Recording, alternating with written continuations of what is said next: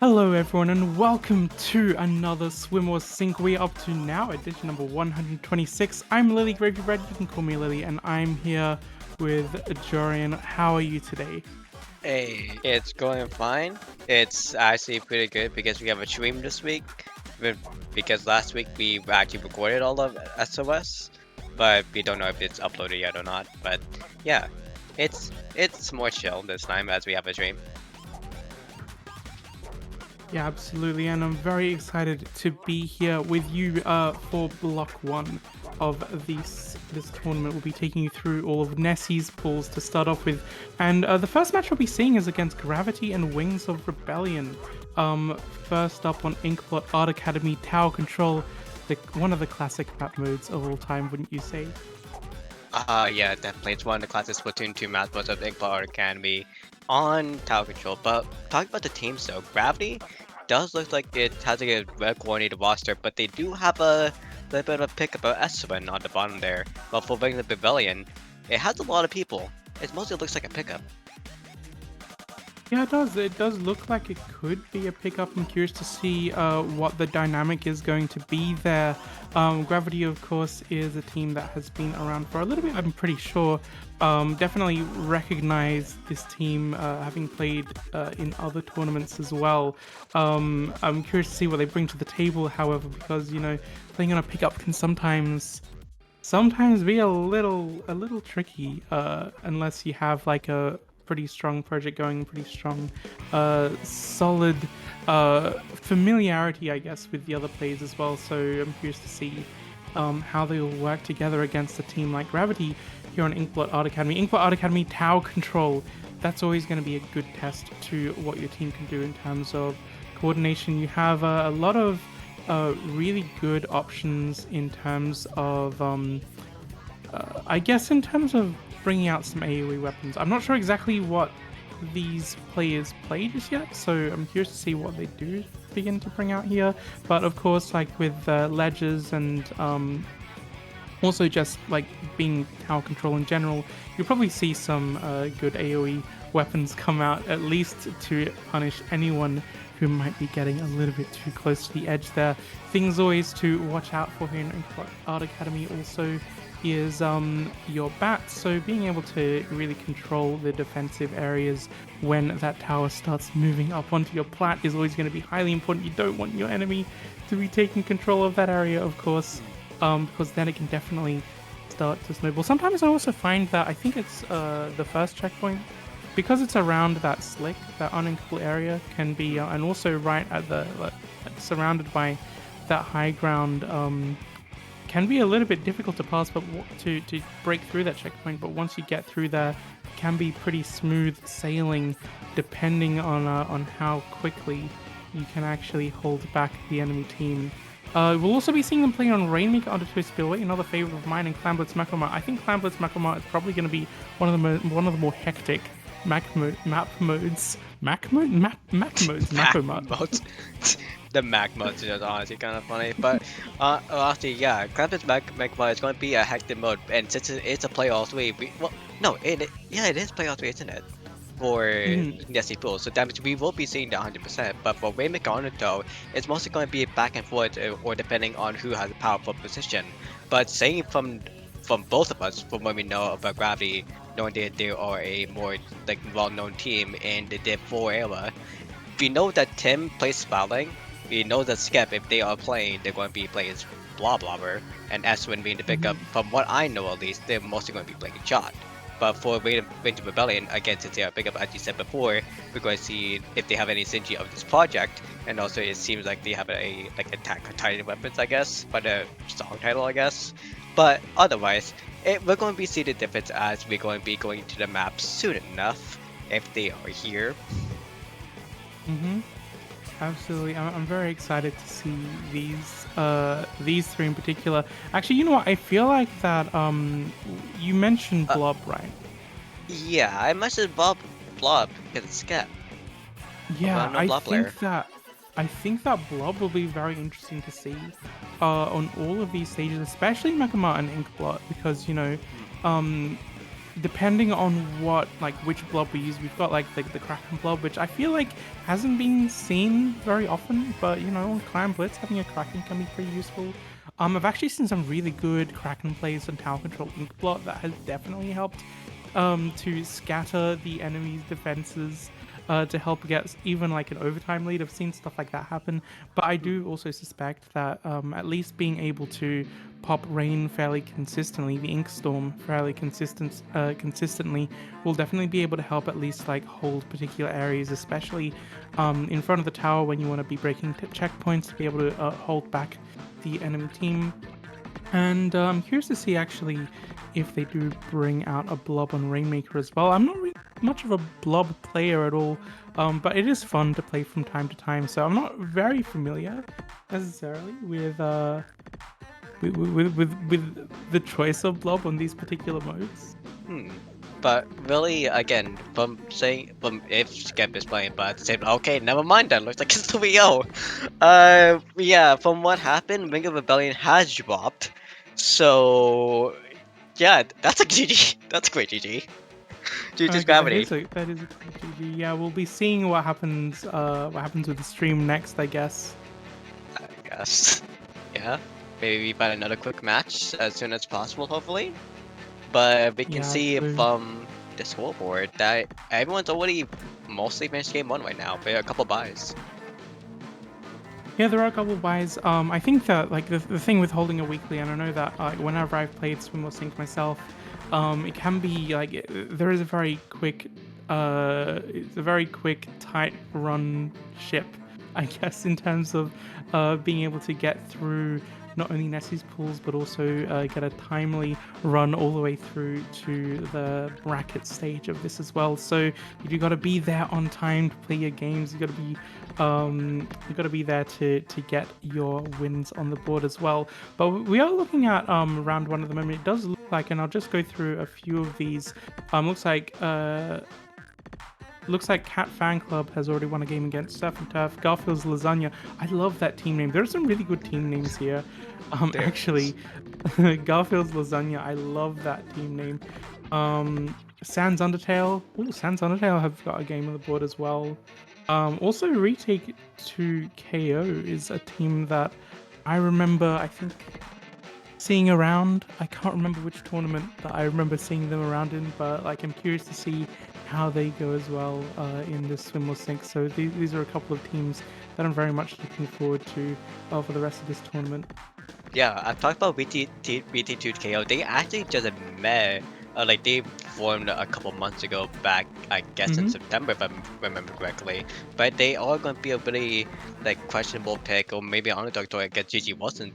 That most likely going to be the top seed in the group. But we can see by the top half, where you said about Garfield Lasagna, a pretty good match right now against Reapy, Pokemon Pumpkin, whatever. With Aquatic Vanguard being both Div 4, Div 5 level, it's going to be a really close match between them two. But they always have to go through the way of a Control Red Sun.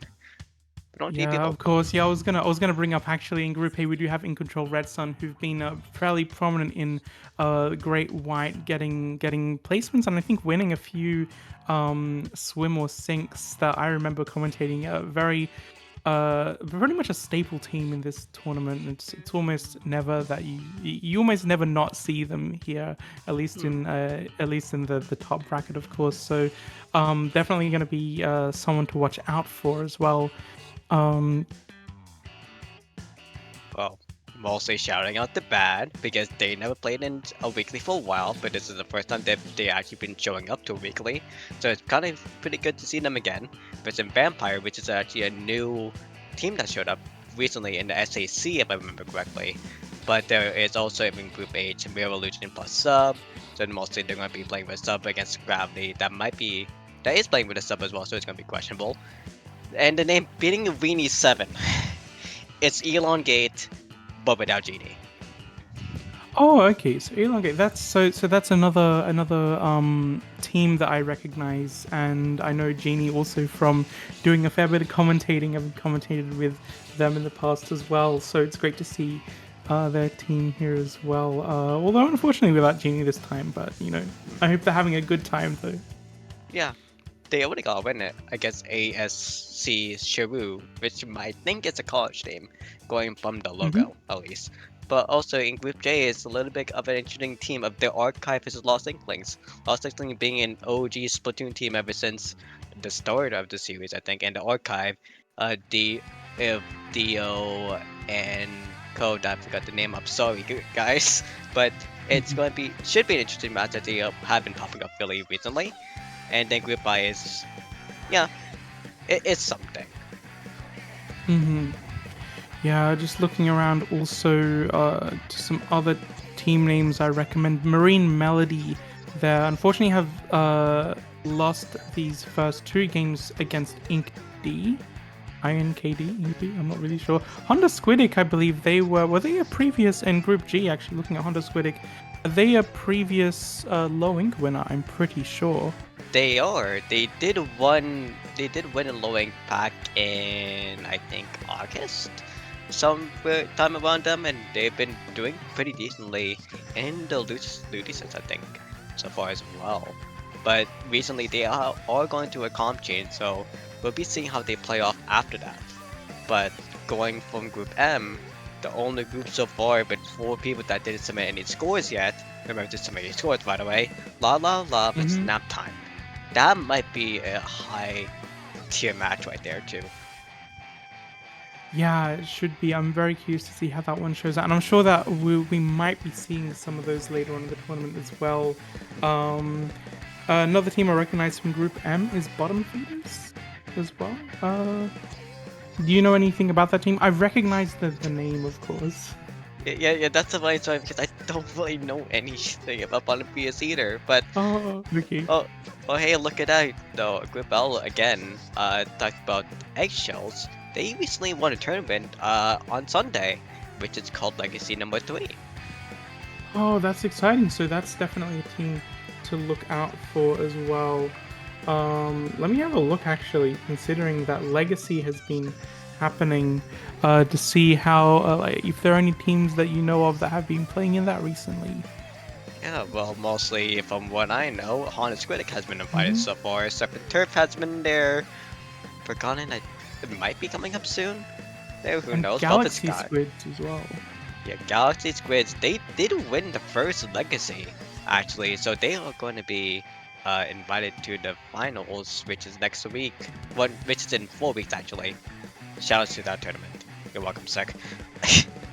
But anyways, it looks like we might have a round 2 match now. Oh, that's exciting. Let's take a look at this. Maybe we can look at the maps for round 2? Okay, looks like we will be seeing them soon, and I suspect that if there's, I suspect that we might be going to a break shortly before we get to see those. So we'll probably, oh, actually, I spoke Wait. too soon. We are actually looking at some of the round 2 maps already, which is going to be very exciting. Considering the Mahi Mahi rework, I'm very excited to see how it shows up on Splat Zones here, which would be our first match between Honda Squidic and Flashpoint. As I mentioned before, Honda Squidic, recent low ink winner, and also you mentioned they've been doing very well in Luti in Division 4 as well. So Splat Zones Mahi Mahi Resort. I'm very excited to see this actually, considering the update. What are you looking forward to here? Well, looking for here, because of the new update that has a bigger space for Mahi Mahi itself, you can actually, well, Lily, just one question. Do you play Junior by any Mhm. chance? I do play Junior from time to time. It's not my main weapon anymore, but it's a weapon I have a love for. With. So, talking about Sauce of the Mahi Mahi Resort, with Junior for double bombs, you can actually make it visible in this map mode because you can do, because there is more space nearby the zone, you can do bubble nearby and do a double Ooh. bomb and escape all around it. You have more I'm so places to excited. swim. But Oh, what do you I'm think so about excited. the update? I'm gonna have to bring out the V Junior again. I love my Junior. I can't believe I kind of like stopped playing it in favor of other weapons when Splatoon 3 came around. I mean, I can kind of believe it. I feel like Bubble has been in a tough spot, especially when we've had special weapons have been so good at shredding Bubble. Hmm. Whereas in Splatoon 2, of course, you had the in-coma spam, which was kind of broken, but useful, a little bit more useful to the team than bubbles sometimes. Yeah. In my experience anyway. But yeah, I think like what you mentioned about having the double bomb here is going to be fantastic, and I hope to see maybe a junior player come and bring that out. But with the slightly wider, slightly bigger Mahi Mahi Resort, of course that's going to also give more opportunities to charge your specials as well, because it's just more area to paint. Yeah, it's less cluttered than usually what than was before, which everyone complained about. Thank you Nintendo for finally fixing it. But then going to round 2, it's going to be Tarujo and Meta Maria, which is a cluttered space actually, with the checkpoint being like being out of the spawn to a choke point, but you can get spawn spam and then all the way to the base. How would you think you would counter that? Yeah, so I always find that like getting the tower out of mid can be a tug of war. It can go back and forth a lot here, and once you actually manage to get it through that kind of choke point around the corner from the street, like next to the bunker, once you get it through that that point there, that really crucial point to start getting more points in your favor, things start to roll a little bit more quickly. And I do find that it tends to be an area where you are going to be firing a lot of specials, where you are going to be really focusing your entire team on a small area of the map in order to really try and get it through, and to try and force back the defending team as well in order to actually make that checkpoint break for your team. You really want to be able to control not only that checkpoint but also the other team's street, and also keep a sharp eye out for some of those high ground areas around there that they can kind of drop out, you can kind of like pop out from as well, because when you're on when you're around that first checkpoint directly to your left, there will be like some kind of backline perch there to try and really take control of that checkpoint area as well, to really try and push them out, to really try and make it like too dangerous for you to traverse the terrain around that area anyway. So you always have to be making sure you're kind of poking up there to try and get them out of that area as well, while having also your eyes around to the other team's bunker, because people can kind of pop out anywhere. There's a lot of cover here. There's a lot of like walls that that AoE weapons are also going to be like very strong on as well, because like having a range blast or something, or some kind of blaster that can just throw damage at you. I think just the blast damage around the walls can also be kind of annoying here sometimes, from my experience anyway. But I'm curious to see what they do bring here. Rainmaker Scorch Gorge is another very different map. It's one where actually, you know what? It's kind of weird. I always also find that like the first push here can take a little while to get going. Just like Tower Control Manta Maria. Yeah, it definitely could, because for Rainmaker Sword George, the Rainmaker is on the top of the middle snipe point. So what you need to do is either decide, are we going to go first and drop off it, or are we going to paint around it, so the other team cannot sneak underneath. So, and also there is the green area as well. So if there is a backline like you mentioned before, without Manta Maria, they can just stand on that perch for snipe and decide if either aim for the Rainmaker or just paint around it, so it'll be stalling. And in any case, again, they could take at least either a minute to pick up the Rainmaker and go, or up to like 3 minutes, as from when I saw it before. Yeah, it can be a bit of a stall fest, not just from that first Rainmaker push, and also like the amount of points you can get early on in the game can be kind of slow, because you are going to be like playing around the pit as well, where you can kind of like drop the Rainmaker a little just to make sure that you've got drop down there with the Rainmaker sometimes, just to make sure you've got a bit of cover if your team is helping you to create some space up in front around that first checkpoint. There is that the Greats route as well, which sometimes can actually work out really well if you manage to distract or wipe out the defending team in order to make a quick break across those Greats to get the first checkpoint. I've seen that work a couple of times, like if the other team is kind of like caught off guard by that move, considering that you might want to go around. Like your first port of defense is probably the first place you kind of want to defend if you're a defending team is your ramp, is your team's ramp, because you don't want to create a pathway for the attackers to actually be able to push the Rainmaker up. So being able to like bomb them out or flush them out of that area, of course, is probably what you're going to be thinking first. But like if you manage to get a fight going around there, lose the fight, the attacking team might end up taking it over the grates, which can be a little bit tricky to kind of recover from, because of course that area of the map around that other checkpoint right near the grates is always a really good area to control when you're trying to get the Rainmaker further from that first checkpoint as well, to start like running it down the other team's side of the map. To try and get as close to a knockout as possible. Knockout is actually pretty difficult to get from my experience because of how close the final checkpoint is to the other team's spawn. Yeah, it actually is dependable, because for what people usually go for on Maple George, it's usually the rampart that you mentioned before with punching people out nearby the snipe. That could be around the corner where you can spam bombs, but going the great path is the more unfiltered path where you will get like bombed out, but it's a more stally kind of tactic for the attacking team, that they can keep on running and running in if they have cooler as well, as they respawn quicker and just one with extra 1 speed on the cooler buff. Oh yeah. So they would just be able to stall a ramp the whole time. Yeah, yeah. That's the other thing. They're also like, I remember seeing a few teams try and stall the Rainmaker, especially in the last minute or so.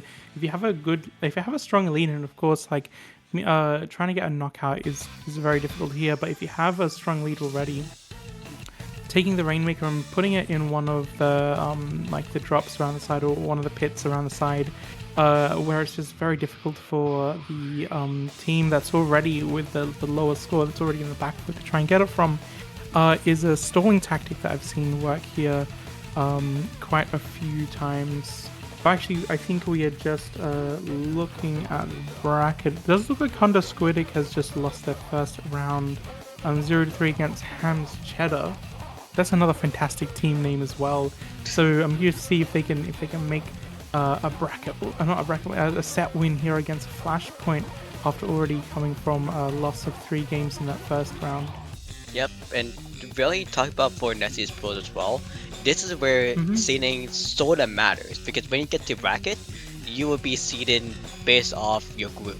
So like if you see like seed 1, 2, 3, 4, 5, 6, 7, 8, that's A, B, C, D, E, F, G, etc.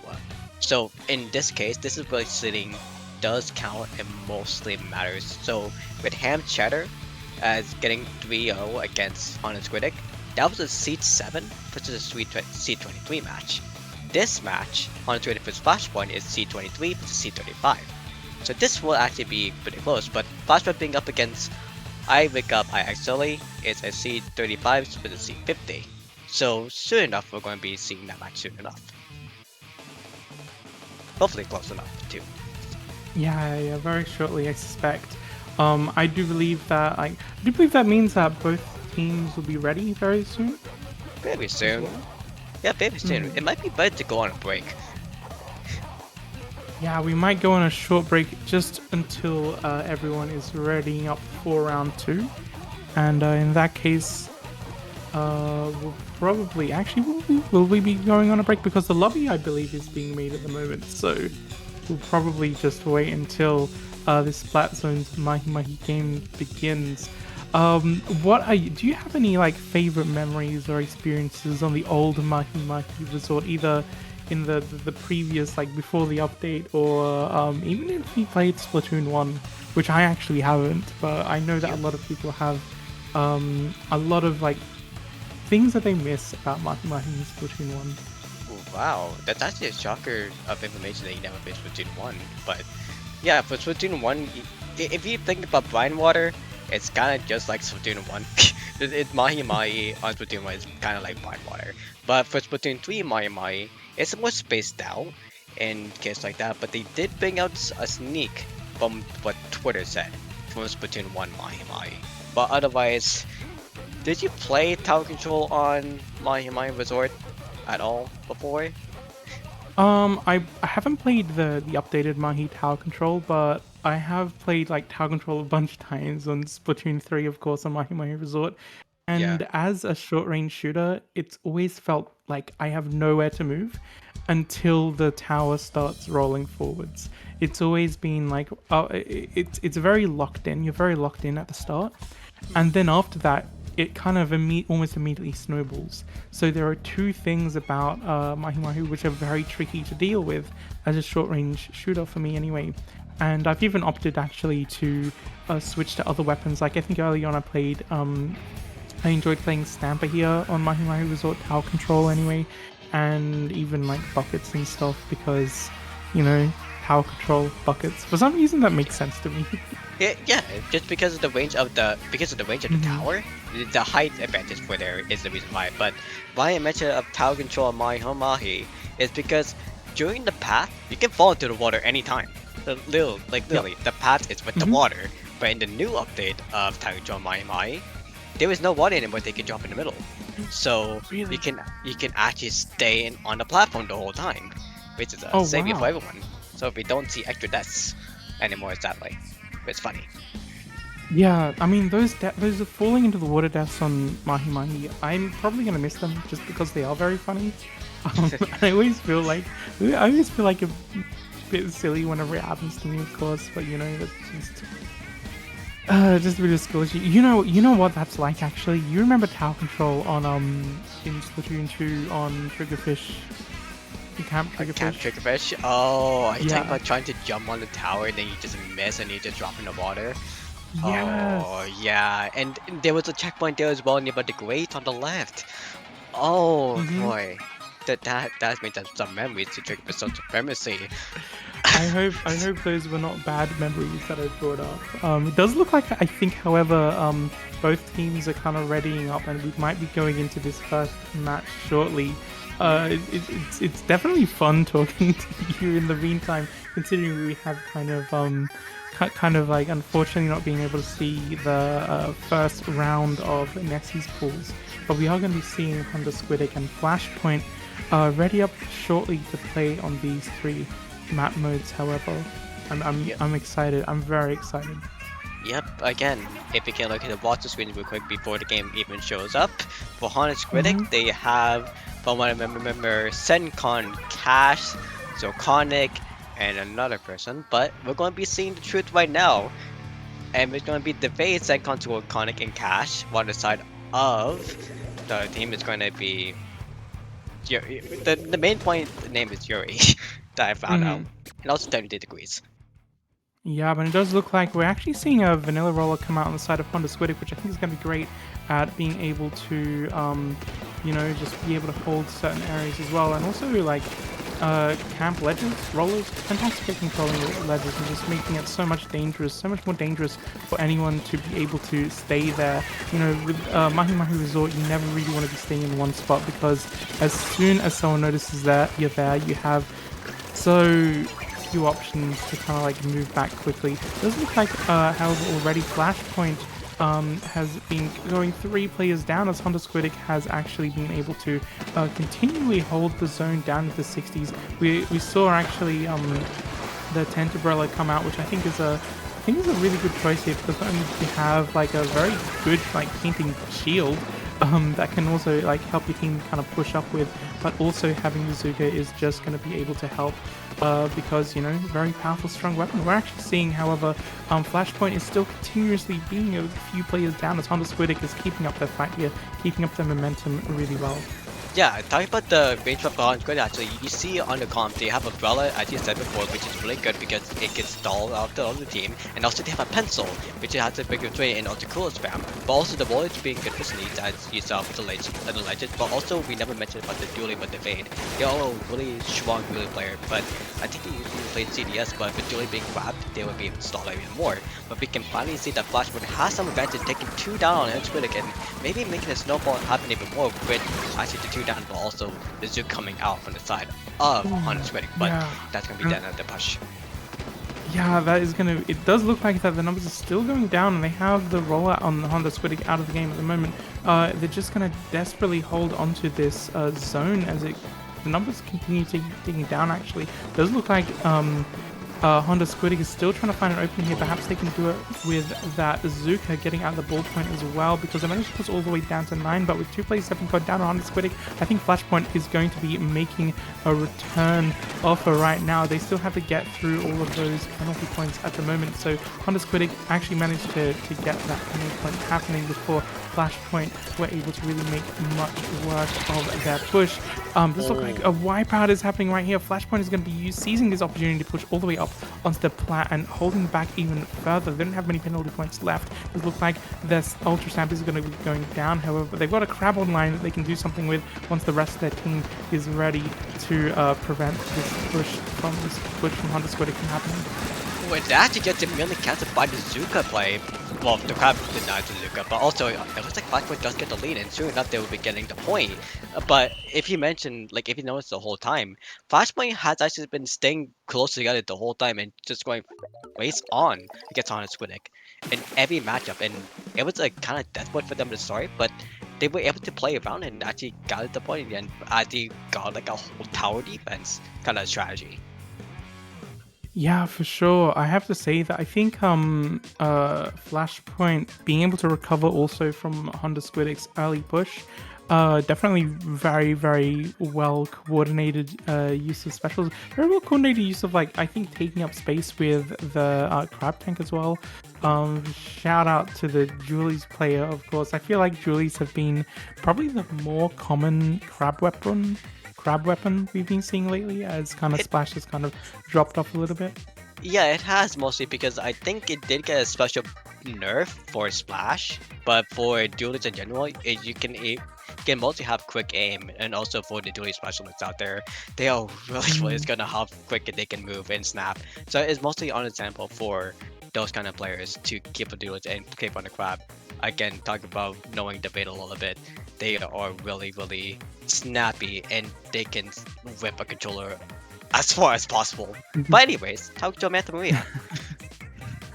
Yeah, Tower Control Manta Maria. I do expect we might still see a crab weapon here. I feel like crab is a good option on tower control in terms of being able to hold space. There's space that you really want to be able to hold here, and with the kind of mobility that you get with vanilla Julies, in any case, it can be a little bit more efficient, a little bit quicker to get up into those areas, like especially overlooking the street, to be able to hold that and push the defending team out. Anyway, we are going to be going quickly into this game, so perhaps not too many changes in weapon comp. It does look like we're seeing pretty much a similar thing from Flashpoint. Honda Squidic as well, actually it does look like they have vanilla Julies as well on both teams, and also the Wiper as well. Okay, this is going to be interesting. The only tips that we see here for Honda Squidic is a diaper, as I mentioned before, which is going to be a different from the Bella as Cass played before in round 1. But this is going to be a missile spam versus a hammer and inkjet, but everything else seems familiar. And also Zolkon being off the ball again, which is a kind of weird pick, but also because of ledge farming the ball can do, and also bubbles with it on the tower. Example, but the 2 down on the side of either side actually. Yeah, I think that Honda Squidic running the Wiper Decker instead of the vanilla Wiper, I think is going to be probably the better choice here, because you do have the better special. But of course, like, I think having the fantastic double there, and also having the ability to run people in. I think having the what's it called, squid beacons, are a fantastic way to kind of like coordinate pushes back in. If you go down with Tacticaler, you can just jump right back into the action very, very quickly. Man, these players are dropping like flies on Honda Squidic at the moment, as Flashpoint is continuing towards that second checkpoint here. Looks like they might be able to take it if Honda Squidic doesn't have anything to say to them. Yeah, it looks like the inkjet combo with the cooler is going to be playing out very soon, and once the kill that's from Snowy actually gets the kill off, and that would be a triple. True enough, with the crowd being put off late on the side of the bay. But actually it's still safe, but they should be able to get the second checkpoint soon enough. But it looks like Snowy from the bubble is going to be stalling out as waiting for the team to revive. Maybe going for another crab and hammer, as we see when it's time to Flashpoint. Yeah, Honda Squidic is taking up control over the middle of the map at the moment. Flashpoint's still going to be holding onto their crab tank, which is going to come in very useful to them if they want to start pushing out Honda Squidic, or if they want to start like taking up some space again to support the rest of their push forward before they even get to a bigger lead. It does look like, however, two players on Flashpoint have gone down here. Honda Squid is probably going to create an opening for themselves here. Does look like Flashpoint has used up and lost their crab tank as well, with those players going down. 3 players down. It looks like Honda Squid has the opportunity that they really want to be able to take to actually get through not only that first checkpoint, we can see them already pushing up around to control the other team's street as well. Cash in the Bay was able to finally push in, but also the cooler buff that I think that was Cash was able to, no, it was someone else, the pencil that was able to push on. Because we saw it during the various times that the cooler wasn't really giving the advantage for the whole team as the rest of the team was pushing up, or but everyone else was flashpoint just nearby, so they weren't able to catch it because they were getting cut off. But because of that little momentum with the cooler and being coordinated once more, finally, they might be able to push up past the checkpoint as they had the lead. But again, it looks like for Flashback is dwindling a little bit apart. They need to play a little bit slowed down as we see that with the hammer getting a double there and maybe getting a triple soon enough.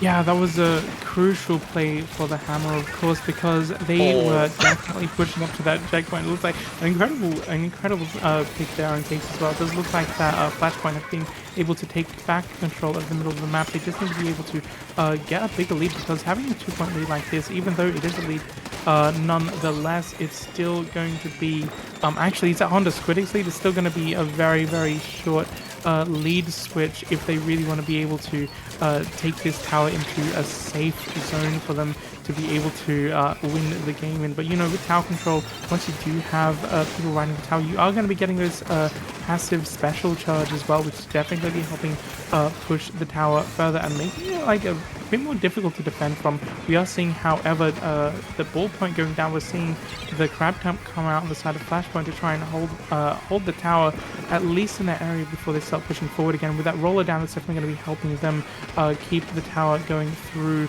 They need to get a pick on Keish, which is going to be crucial to help them get an even bigger lead as well. It looks like they managed to do that really effectively, but they don't look out for the roller coming out behind them.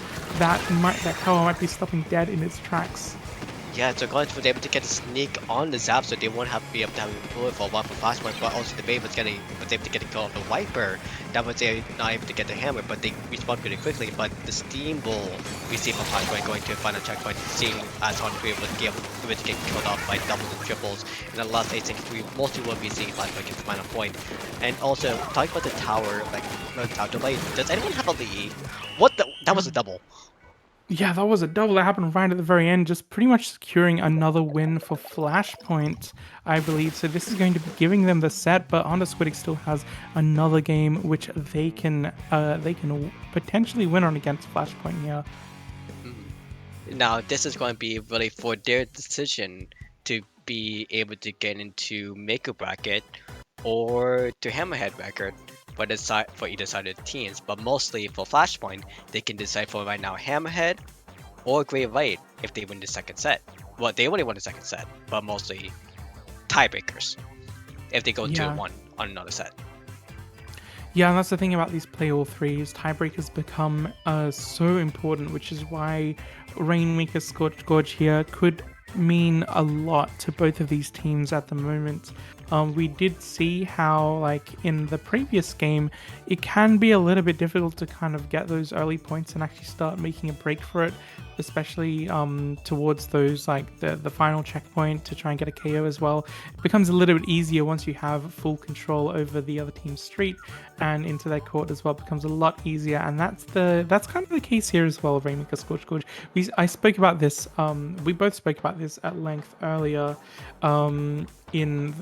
like when kind of like the first round was running, but once again, it's going to be one of those games where it's difficult to get a knockout, and getting that first checkpoint not necessarily everything for your team. You really want to be running it forward and getting those big points after that, because I have seen many a game here. If you start fumbling on your after you've got that first checkpoint, if you start fumbling and giving space back up to the other team, things can kind of flip around pretty quickly.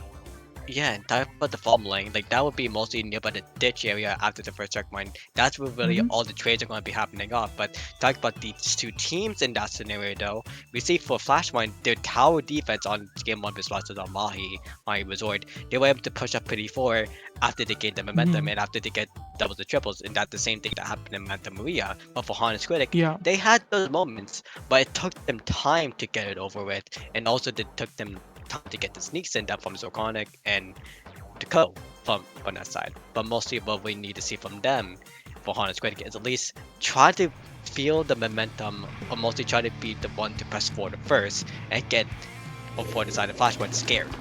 Make them fall back instead.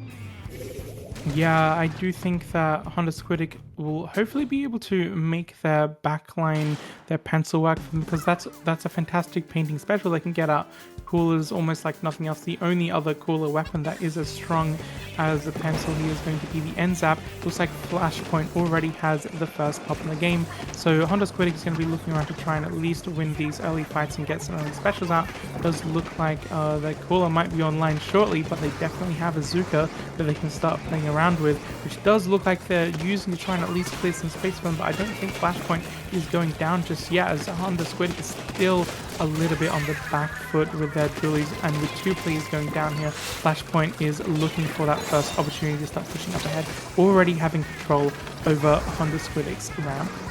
And type on like the weapons as well. We see that there's 3,000 Hans Credit. They have a back in play for the side of Flashpoint. They have the hammer in play. They have a slosher for the actually the whatever the special is, I forgot the name of, but mostly it's more painting and yeah, twice right. Thank you. It's mostly for pinning ahead and mostly painting for that little short, but as we mentioned before, after the first checkpoint, as we see everyone on the side of Hans Rate just crumpled up together, and that might be even triple potential for the side of Flashpoint, but no, Hans Rate was able to play it off, and we see the Fade getting a double, being able to push up for the side of Hans Rate to maybe finally get the pop on their side. They were looking around for a third one there, but it does look like they were taken out in that last moment. But being able to respawn very quickly, of course, with the help of Tactical is going to help keep them in the game. It does look like the will players up, and with another crab tank ready to go to hold that area, they may be able, if they can survive those bombs, if they can survive being bombed and try stricken out from that corner, they might be able to actually start moving it up and take a checkpoint for themselves. It does look like they are pretty much dodging, so with the help of Tent Shield, I mean. With the help of the Tent Shield, they were unfortunately not able to get across the pillar here, but they are still in a good position to keep moving it forward with one player down on platform, make that 2 at the moment, and 3.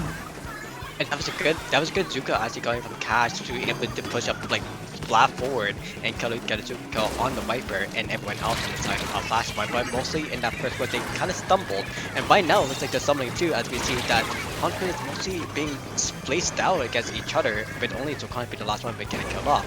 But right now Flashpoint is able to have coolers that they can pop up. They have Vac for the push, they have Hammer for the push as well. Maybe the Viper might go for a sneak and make it as they come up, but they go all the way in and get a double. Yeah, and with the help of not only the Ultrasound but also the Ink Fact, they're going to be just running this all the way to the front checkpoint. They need to be taken out here before they can get it, and pushing it all the way to 6 is going to be a fantastic lead for Flashpoint, especially up against what Honda Squidic were able to do early in terms of being able to just coordinate their first push. Unfortunately, I think Honda Squidic, it looks like they might even be able to get the knockout win here. Only being taken out at the last moment with a score of 1. Having the Ink Fact online has been helping Flashpoint pretty much with every single push that they have made. Honda Squidic has been definitely struggling to be able to stop their pushes. It does look like perhaps even with that crab tank, they can't even prevent that knockout win from happening against Flashpoint, going 3-0 in round 2. Crazy sneaking from the person who ran the Mainmaker at the last second. They were going to be killed at any moment if there was a one shot to them for picking up the Mainmaker. But still, GG's. Good 3-0 for the side of Flashpoint, beating Hans Squidic, getting a higher seed. So, they might be able to get a great fight soon enough, because their last match has to be against Ham's Cheddar. Ooh, exciting. Very exciting to see what's going to be happening there. So if you'll be following along in the bracket, you can definitely see what those results will be and who might be able to get into Great White. Now, that was a fantastic. I just want to bring up again how consistently well InkVac worked for Flashpoint in that particular game. And I think that was just the kind of support to run the Rainmaker that Honda Squidic didn't quite have. Even though that they were being able to like push up and run with their tacticalers, it's just the fact that when they were trying to go for those extra points, they were just kind of like doing like a just running it without like running it directly into the enemy fire without really as much concern for having that support with the InkVac behind them, which is Yeah, definitely what Flashpoint made work for them really well. And also with the Ultra Stamp as well, being able to clear some space around the checkpoint, the first checkpoint, before they were able to make that final run to initially to a point to a score of 6, but then all the way to that knockout as well was a very good choice, I think. yeah. But mostly talk about the back and talk about the helmet together. Like with the back camera combo, with the back going behind the whole team, Mhm. it's basically another chance of a bubble, like a mobility bubble for everyone to go ahead and try to get killed because all the shots that goes against the back is going to be sucked up. Even if it's a Waymaker, if it's a Waymaker missile kind of thing, it gets sucked up and it's going to be used Yeah. against them. And definitely Mhm. in the terms of Waymaker scores, it's really great past the push up line. Oh yeah, absolutely. Because there's nowhere you can really go except straight to the final checkpoint there. There are very few places of cover. It's if you are able to bomb out your side of the map there, you can defend really well. But if you can't, if you're up against an InkVac like that, it's as you said, that's just the ink's just going to be sucked up. It's going to be so difficult for a defending team to actually be able to deal with an InkVac to be able to like stop that push from happening. Yeah, and also mostly we should be going to break because we have a lot of intentions coming up soon and we might need to take a Hmm. breath. But before mentioning that, Team 1 Clampus the Humpback. Ludi. Yeah, if anyone's playing Ludi, this is going to be in the Ludi map set. What? This is a game 2 and Ludi map set. What? Hmm. Like, like have I any think that this ideas? I think this is actually a fun map mode. It's such a wide map that like being able to control the space that you need to be able to coordinate your plan pushes is both very important and also like a really good challenge um, for your team as well. It's got interesting curved terrain, which is different from the other maps as well, which is always going to be fun to play around and can kind of be very difficult. I believe can be pretty tricky to run dualies on. I think, Yeah, which maybe. means that AOE weapons kind of strong here in terms of being able, especially bucket sloshes, very strong here in terms of being able to get some damage up into the middle of the map and over the other team's bunker and window as well. Definitely. The regular slot, the V Slosher, the Tri Slosher has been really good picks. Dreadwinger Hmm. is an underdog sleeper pick, and also Slosher Machine has been always a pretty good pick as well, but nobody really uses it anymore. But again, same as before, we're going to talk about more of that later. We should take a break. Hmm. We need to take a breath. We've been talking for too much, right? Yeah, and we'll be back shortly for round 3 of Swim or Sink number 126. Yep.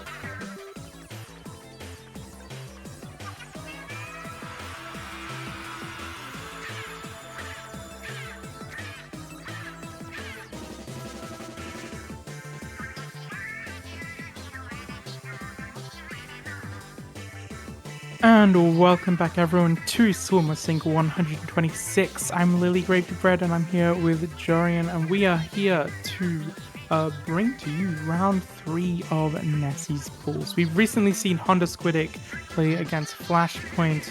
Flashpoint going 3-0 against Honda Squidic, but now we have round 3. How are you going today, by the way? It's been going fine again. We saw round 2, we skipped round 1 because the first team dropped for funny reasons, but also now we get to see la la la la la la la la la la la la la la la for attention. La la la having a roster of, oh my gosh, is that 8 people versus Tension, which is a roster of 4 people. Tension, the roster seems pretty interesting. The names might be knowable, but I don't remember on top to the back of my head. But for La La La, it looks like they have some people from Payback, but also the team from La La La as well. But what about you? Do you know anybody from either teams, Lily? These teams, I've seen La La La, I think, play before in some tournaments, but I'm not 100% familiar with, I don't think, any of these players on either team. So if you are familiar with them, you can definitely go ahead and talk about them a little bit more, because I'd probably be have to make up some things if I wanted to provide any information to you. Definitely a little bit less familiar with this particular scene anyway. Okay. Then saying about from La La La, once again, we see that P exclamation mark, they are from Payback, Div 4 team. And then for La La La, I think they made it to Div 3. And that might be the same thing for Tension as well, because they are C13 and C16. So this should be a really interesting and close match. But let's talk about the map list right here.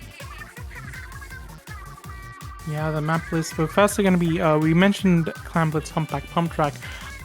I love Clamblitz. It's all about having turf control. It's like turf war with an objective. I've heard like a few people kind of say it's kind of like turf war with an objective, because you know what? Not only is having ink on the ground so important to be able to move your team up and take more space, it's great for being able to take fights, because you always have the advantage when you have more ink around your feet to move around and to disorient the other team. Fantastic for taking fights.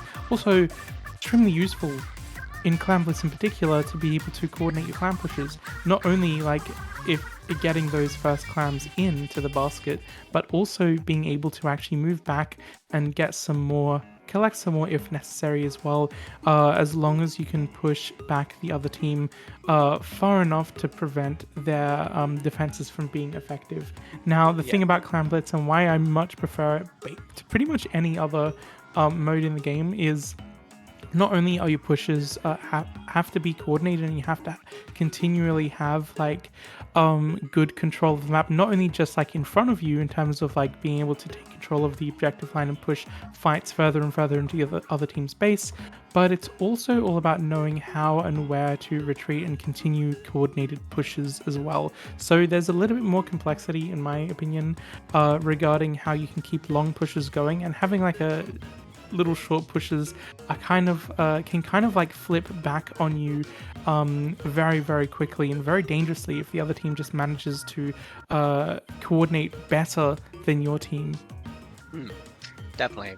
Like for Clamblitz, as you said about coordination, the keeping up with the map and making sure and giving like up your clams economy itself, the main thing is that for the timer itself, the clams respawn every 15 seconds or every 15 seconds or so, something like that. So if you open it on a certain time, you might get lucky on a respawn and get the clams right next by you, so you can keep the push going. There is an opportunity in this map that you can get a one open KO by doing this, because all the clams are just spawn nearby each other, like nearby the left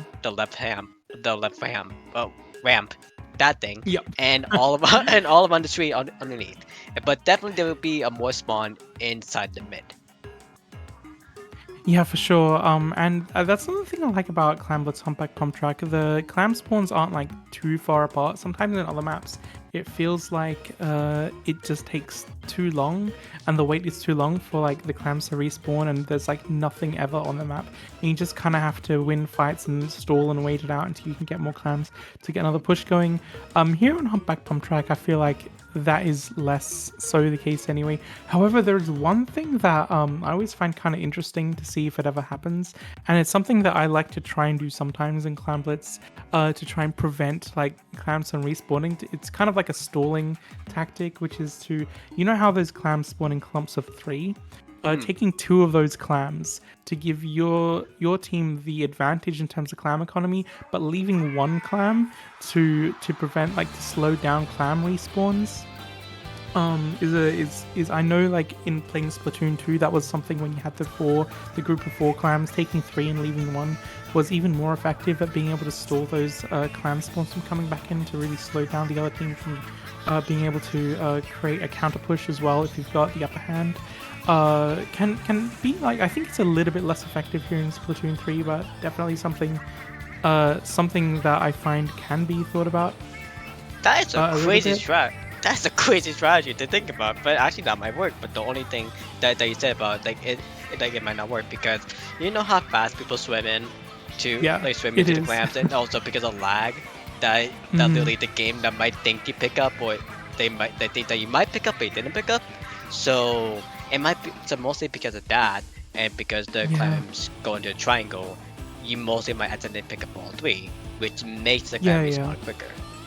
It does, and I think that's one of the other things about like Splatoon 3, which makes Clam Blitz a little bit different and less stally even, is because it almost forces you to be able to try and pick up all 3 clams in one go. And also, you were talking about like speed as well and mobility, and having tactical there. It's also going to definitely help with that, and I expect we'll be seeing tactical come out for these 3 maps as well, especially Splat Zones, which, you know, I'll talk about like one difference between Clam Blitz and Splat Zones, and I think it's the biggest difference between the 2, is even though like paint is probably the most important, like a good paint output is probably the most important thing in both of these modes, Splat Zones is kind of the opposite in terms of how you treat the objective, in my opinion, because it's all about like being able to cap the zone and then having a fight going in front of it. So you're not necessarily thinking about the objective as much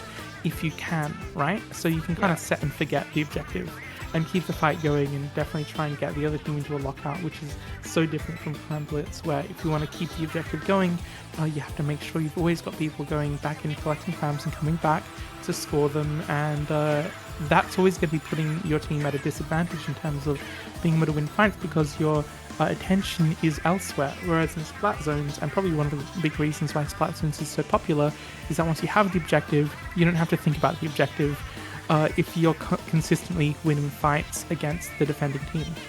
Yeah, the only thing you know about Barnacle and Dime on Splat Zones, there is an issue that once you get it, you can basically become a stalemate and basically push up and just stay nearby your platform.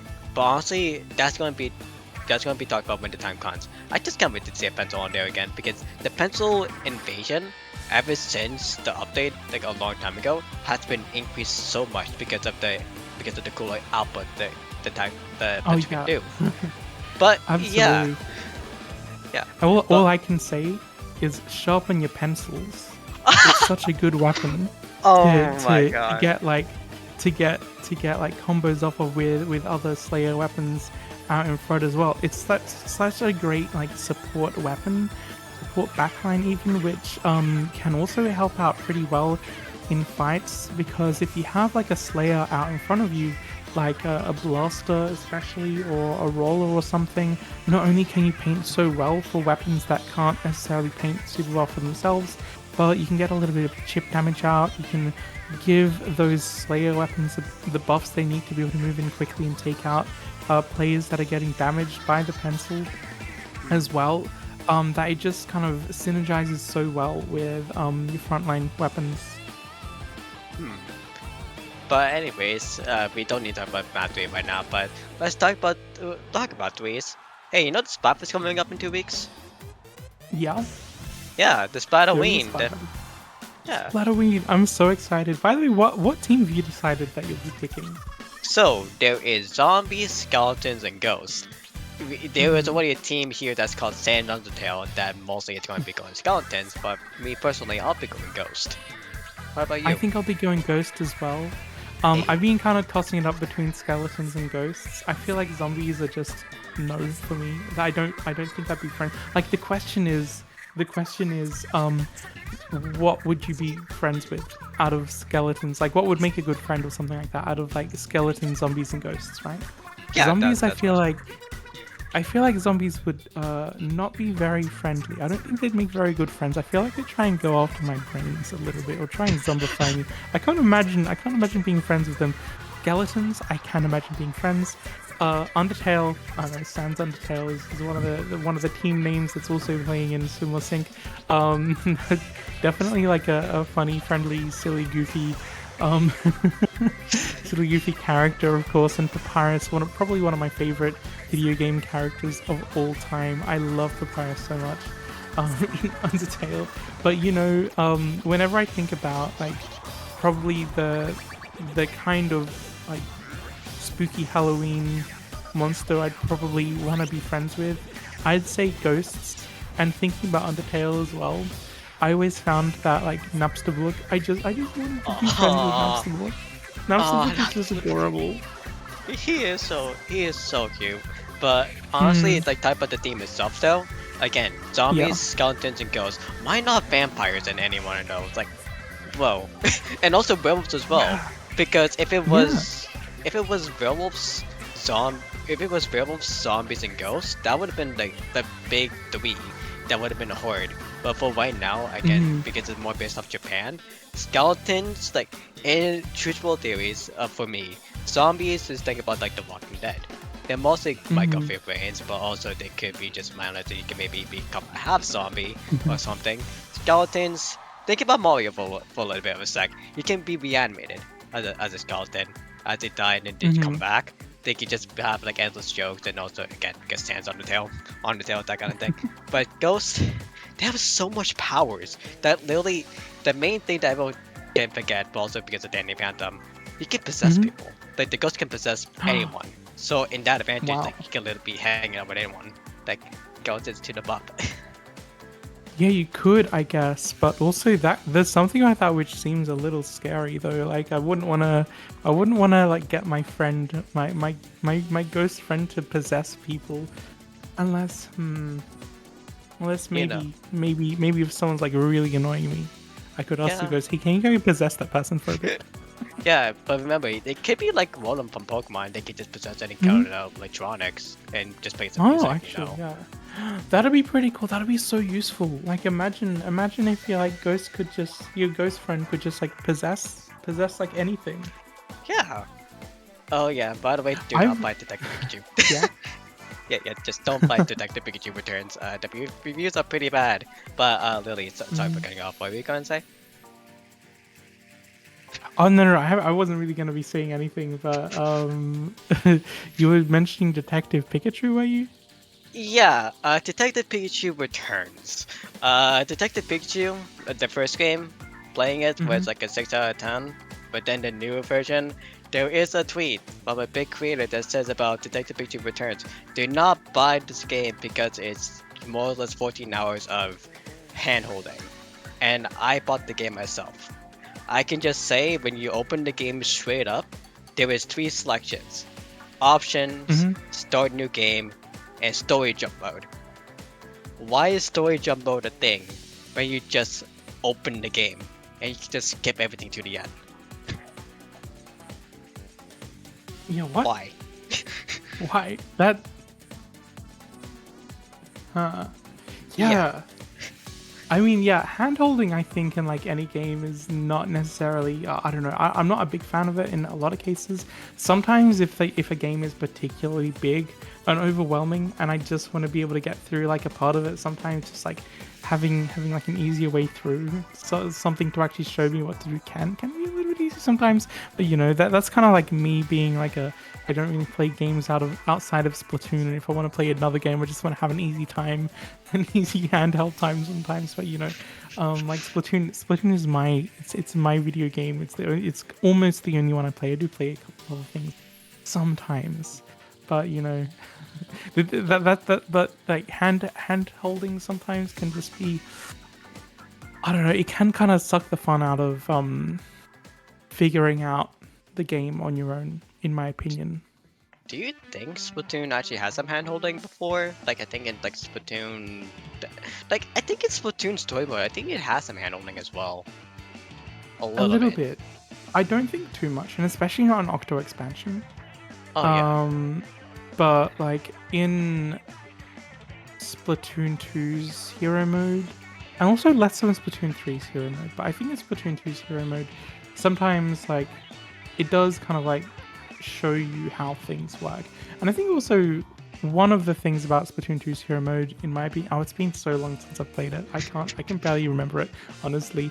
But like one of the things about Splatoon 2's hero mode is that a lot of the maps, a lot of the stages, a lot of the levels were kind of consistently the same kind of level, in that you platform your way to the end Yeah. mostly, and there's variations between them, but that platforming your way through the end and getting like a little like guide as to know which way to go, of course maybe that can be interpreted as handholding, but I didn't think it was necessarily egregious or bad or anything. And as my first experience in playing Splatoon, I think hero mode, at least it provides some kind of understanding of like how to fire your weapons, how to traverse the map, how to move in and out of the ink, which can be good. It's good to be able to have like a tutorial that is playable and fun, and a good introduction to like a wacky and different kind of shooter game as well. But mostly in Splatoon 2, did you notice like they announced the duels and bellas like, oh, it's going to be this big thing, but there was literally nothing. There was barely anything in the story mode about bellas, like playing it at all. I don't even remember. Wow, Like it's I remember it's there being crazy. like a level like quite early on, I think in like the second area or something, which was Julie's base, but I don't remember there being many like Julie's oriented levels in that. But the great thing about like Splatoon 2 hero mode, and I think maybe like a lot of people might have thought this was maybe a little bit more of I don't know, a bit tedious or something, but you could get through the entire single player mode, every single level, to unlock the hero versions, the hero replicas of each of the main weapon classes as well. I only ever like unlocked hero shot, I think, but with the Julies and the Brellas as well, I think were also available to unlock. But the thing is, that's such a long, big effort to unlock those as well. You have to be very dedicated to do that. But that's the thing that kind of sucks, because in Splatoon 3 they took out that function. Actually, you can't get any of the special variants of any other weapons other than the shot, which is actually kind of disappointing. Yeah, it is a little bit, but I'm hoping that we might be seeing some reskins coming in with side order, because I know that we've seen Julie's and also the Stamper get a redesign specifically for that DLC. So maybe there's an opportunity to unlock those to use in or at least hoping a reskin, if not a brand new kit, as well, in order to at least like have a little bit of visual variety in the base game as well. Yes, like we had for Tony Kensa, we had black and white variants, and so far we had all light versions or deco variants. We need to see the reskins of neon lights, the whole bleached kind of area, the whole afterworld scenario, and also honestly bring Tony Kensa back. That's been pretty cool as a design. Yeah, Yeah, yeah, yeah. Speaking of Tony Kenza actually, and the Kenza weapons in Splatoon 2, I know that like I think in terms of lore, we're kind of by the way, for those watching the stream, we're kind of just like waiting for the lobbies to kind of get organized at the moment. I think there's Yeah, been like a couple of issues or something, so but I'm having a great time talking yeah. to you. By the way, I Really, have it's to been say so great. It's just been the podcast of Swimmer it has saying been Sumo Sync podcast. One of the things that I always found interesting from a lore perspective is the Tony Kenzo weapons, I think, being limited to Splatoon 2, pretty much. yeah. And I remember reading, and I think translation of Haikata Walker, Tony Kenza. I remember saying something about, in my opinion, kind of ominously having like different plans for the future as well. And I have my own theory about like Tony Kenza being somehow maybe perhaps involved in side order, but that's just a theory that like a friend of mine and I have together. I would love to see like Tony Kenza be like a villain or at least someone behind it, because if you look at like the color scheme in all of the promos and teasers and stuff and trailers for Side Order, even just having like the black, white, and a dash of red just screams Tony Kenza to me, and I kind of miss the Kenza collection in terms of like the weapons that you got in Splatoon 2, even though like a lot of them were kind of strong and overpowered and stuff. It was just very cool to have like designs that were so distinctly different from anything else in the game. And I feel like we don't kind of have that. And having like some kind of reskin, at least with side order for the Julies and the Stamper, I think would be very, very cool to add to the base game. Just for that, anyway. Yeah.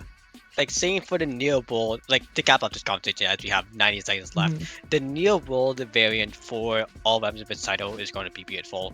Literally, if you get to see that and mostly see that kind of design in Splatoon 3 now, Mhm. like that's an option, that's going to be great as it's going to be literally after World. And like with all the technology based advantages it's going to be nuts. Like this is going to be overloading the game.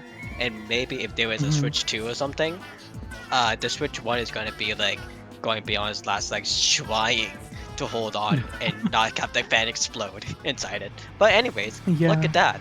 Clamp is on humpback. We're going into the game, and it does look like we're going to be seeing these weapon comps. So we're talking a little bit about weapons, and we are seeing actually the V-Slosher come out, which is definitely something I hoped and kind of expected as well. Also on the side of La La La La La, we are seeing the 96 Deco as well. Of course, a very strong, a very good weapon to bring out for Kraken, especially on Clown Blitz. You can help to get some jumps, and you can help also disorient any defending team from really being able to take full effect here. Lala has already got quite a big amount of control of the middle of the map, with two players going down on the side of tension, so they're looking to control the area. The elbow at the moment with one of the other players jumping out. They are very much ready to get a push going, also making sure that Kraken is coming out just to disorient the defense, all the way back there and getting a fantastic double off the back of that, just to make sure that they have that very good opportunity to get a long push going if they can keep all their players alive. But there comes in the other power clown as well, and is only the wiper left alive. Jesus, Latios literally just got triple there after the double from the 96 got unlocked a lot, but actually in that full second, the tension on tension was giving no attention to that, but for Lala, they're having going full and test by action to them, but for the side of Lala right now, they're on the back foot as the tension is getting double footing. It's also gonna kill off the end zap, so they don't have any cooler anymore. The 96 going down, so they don't have a cracking that tension was actually scared about, but maybe they finally get a ball in after a little bit and a jump. With the cooler as well, so that's gonna be pretty good for them.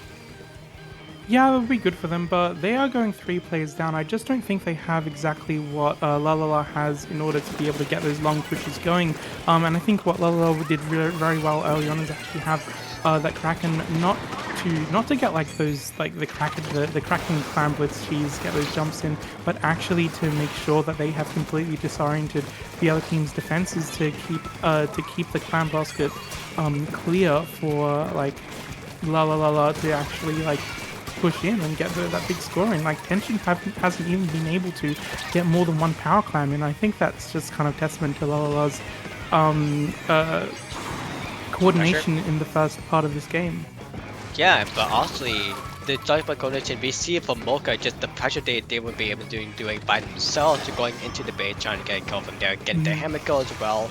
But also we need to talk about the Kraken buff as well as they have before, as we see the Kraken itself. Going without a charge, they can swim as you just be. But with La La La actually getting another score in, with 2 down though, that might be the end of the push.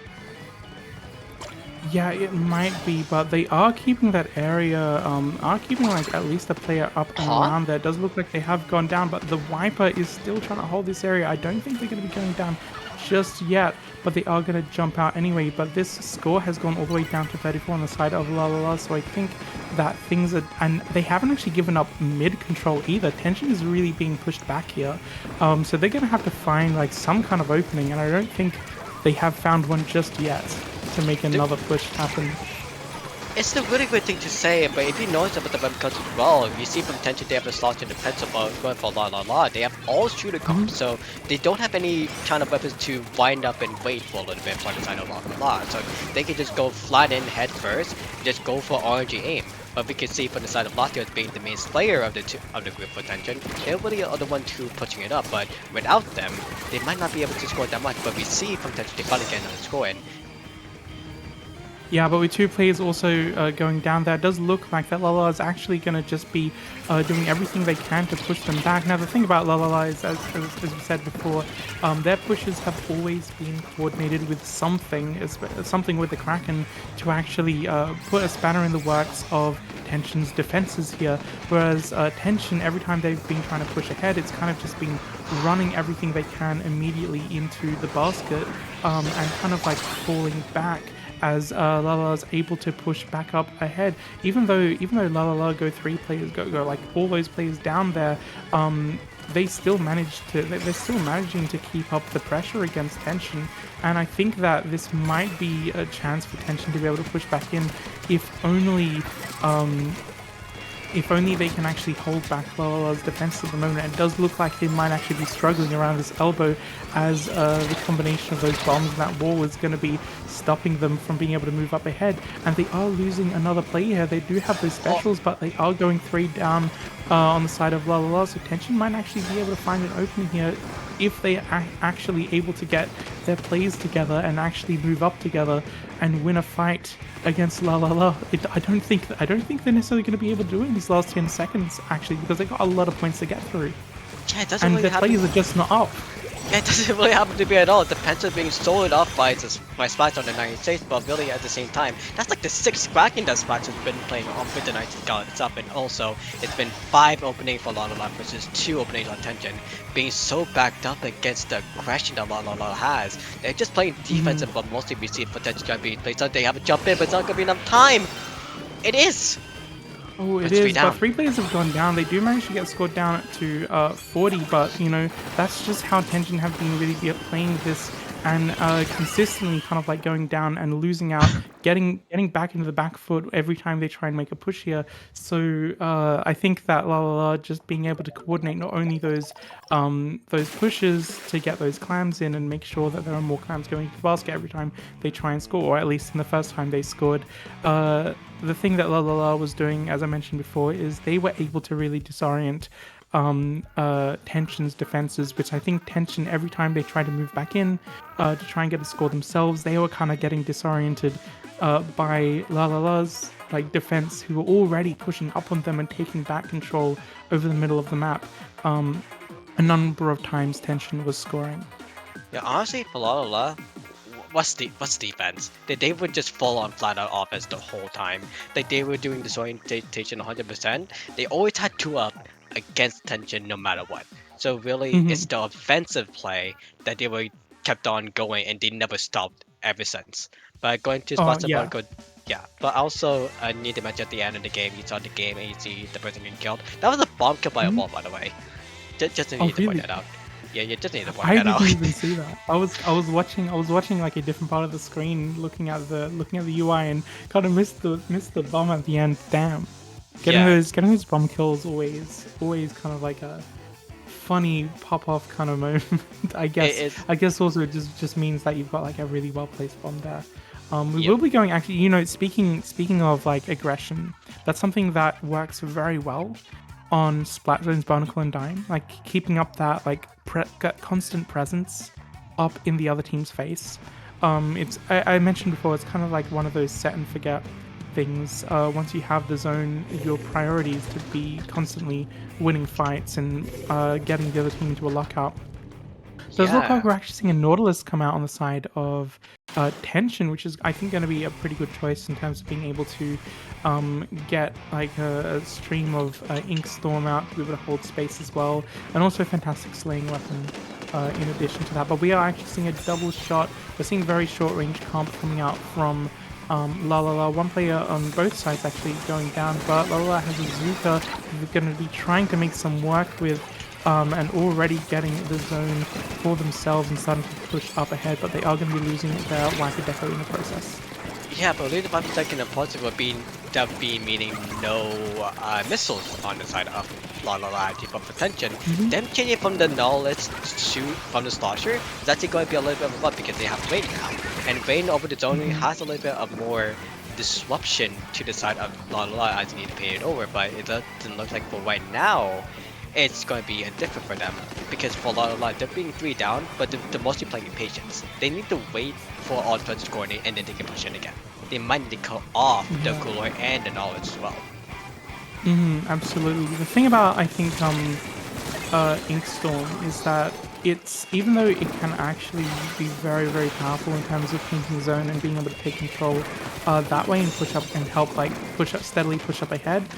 One of the things that like it's kind of difficult to use with unless you have like a lot of other specials to actually like continue pushes with is like being able to push back in and retake. Pushing back in and retaking with rain can be kind of tricky because you have to constantly be fighting along with it and benefiting from chip damage if the other team happens to be getting any damage on them at all. It already looks like actually La is pushed up ahead, so and looking to get Tension into a lockout here. We're seeing Tension popping their rain here, trying to push back the Zuka player who already gets a hit on 2 players here, so it does look like this lead switch is going to be very, very big for Lola at the moment, as all they're trying to do is to hold them back and survive these Zukas as well. I'm not sure if Tension is able to even push back in with them, because like with the with 2 players, 3 players kind of out of the game, Lola is going to be going for the knockout win. It does look like they're winning these fights. There we go. That was like a very clean count to 0. Yep, clean 100-0, splashing a little dance at the end to sacrifice the GG. But yeah, as you said recently, but mostly with the tension of La just having full aggression as he had from the first game, it's really just seems like a flip of a thumb down single one, but they had just a time to wait off, not clamps to wait off on this time. Yeah, that's the thing, and you know, having that countdown just constantly tick down if your numbers are if you're on the back foot in terms of having a numbers advantage, it gets like the tension rises for tension in case I was trying to hold back from saying that, but you know the tension rises for tension there. But I think also just having weapons or having special weapons that are kind of a little bit trickier to kind of move in on unless you can really have all of your players up and coordinating your specials, making sure that you have an Inkstorm and also your Tacticooler to work together to help like get fights swinging in your favor. It can be like a little bit slower to actually get those retakes working, and I think having the Zuka especially kind of like try and find openings, but unfortunately kind of failing towards the end. I think Tension was kind of getting a little bit desperate in terms of being able to retake that zone, and La being able to kind of like play off that desperation and pick them off one by one just to continue that hold all the way down to 0. Well, that was quick. Moving on straight to game 3 on Target Show Museum. They're mostly going to go the same thing no matter what, but there is a T-Tac on the side of La. This time instead of double Zuka, and there is going to be a Viper instead of Attack with the side on the side of La. But also a Brush coming up on the side from Tension, and also a Neo Machine coming up from the side of Tension as well. So they do have double Zuka as well, but the Brush is going to be more trying to sneak past, going to the side of the Viper and trying to challenge them 1v1. Yeah, it does look like actually Lala was able to take up a lot of space early on, especially with the tri-strikes. They're very good painting special, of course, but I think that Tension might actually had the numbers advantage for a little bit. They certainly have a special advantage here, but La La La, they're not worried. They're just going to be moving that power forward to that first checkpoint. Not too concerned about Tension's inkjet here, even though Tension does go 3 players down. La La La's just going to be riding that tower again. We can see how they are actually coordinating their jumps back in really well and making sure that they constantly have players up ahead to be able to take control of Tension spinning here, getting the Zuka to help to at least disorient Tension as well, and getting another pick. Watching out for that flank, very very good. Like watch for that flank from Yeet as well, just to stop them from being able to take them off the tower. Yeah, and also one thing to notice as well before the time goes to the final check for the side of Tension, the buff for the Killer Whale is actually really good pick on the side of Tension because it got a little bit of a buff this time. But it does disrupt on the side of Lalala's like attempt to go in if it's all focused on tower, but mostly it did happen to that on the story. For right now, for Lalala, they made it up to 27. It's a really good story, and with the Killer Whale coming out as well to the base of Lalala as well, it's going to be more of a little bit of a dance tactic that they were trying to escape, but they all do. No Plus is going to go out really as well as they want it to be, but for the side of the T tactic, do get missiles out in play. Yeah, they do manage to punish a potential flank from happening from that drop that Lola tried to make happen with the wiper, but it does look like Tension was able to take up quite a lot of space here. Unfortunately, not being able to get as big a score as La, but you know, at least trying to get enough players out there to prevent La from being able to push in too quickly. But once again, they're being able to actually move back in and actually punish Tension's positions here. Anytime they kind of drop in like that, it just seems that is pretty much there to stop them from being too effective at making any of those pushes. Every time they get on the tower, Lalala's right there behind them. Even if they take out a flank, Lalala's back there behind them. And they even got another wipeout on the side. Well, they got a wipeout on the side of Tension. Tension managed to wipe them out before, which is what gave them the opening to get that push. But Lalala, once again, we're seeing how they're able to coordinate, at least having one player and another player around the tower at a time, with the rest of their team kind of pushing up ahead, making really good use of the Ultra Stamp and also the tri-strikes to displace anyone from Tension, being able to push ahead and defend as well. And with those 3 players going down, it looks like this is just going to be a ride all the way to the finish if Lalala can actually get back onto the tower. But it does look like those 3 players haven't been picked off here. Tension is going to be preventing that knockout win from happening. Save by the bell with 3 points left on the side of Lalala because the Zap, the Viper, and the Zap was actually still alive there, but the T-Tech was all the way at the back trying to go for specials most likely and trying to take over from the mid just as a backup point. But really what we need to say right now, again, for the whole snipe for Lalala, saying about them coming back and forth, like every time they see them, they always right behind you.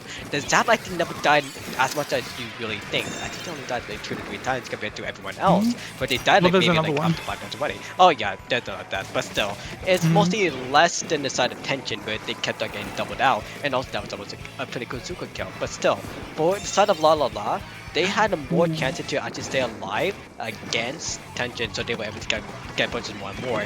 They had one person sitting on objective, which Tension didn't do right now, so they lost some points.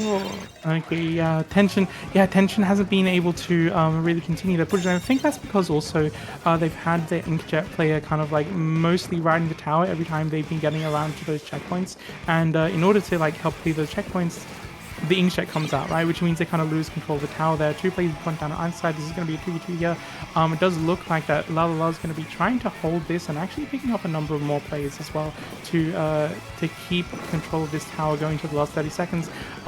Tension is continuously like a number of players down. They're getting their drops, they're getting their flanks kind of punished as well. I think La is just going to be focusing on playing the patient defense for the last 10 seconds to secure the win. They do have a score all the way down to 3, but they're not going to be thinking too much about pushing it further, just about stopping Tension from being able to grab the tower, or even being able to be alive in terms of numbers advantage for the rest of the game. And with those last 3 seconds done, they are there riding the tower at the very end, securing their win. Even if it wasn't a knockout, that score of 3 was almost pretty much a knockout. Pretty much. Yeah, pretty much. Considering how the rest of the game kind of played out, just being able to defend what they were able to take earlier on, fantastic work from both teams. Yeah, but honestly, a big shout out for La, Mocha, and Rosie's Cooler, and also for Splash, because in all three of these matches, the coolers, well, but mostly for Game 3, the Mocha combo with the Cooler has been insane. They kept on going back and forth and getting a lot of doubles and triples, getting to their advantage to make it all the way to that 3, and everyone else on the side of La was able to follow up from that, and also getting tension to get no tension, and just basically go into panic the whole time. Yeah, it was kind of the wrong kind of tension. It wasn't like the tension of like just like making the other team tense. It was like getting a little bit too much tension to be able to make your defenses really well coordinated anyway. We are currently looking at the brackets, the groups actually.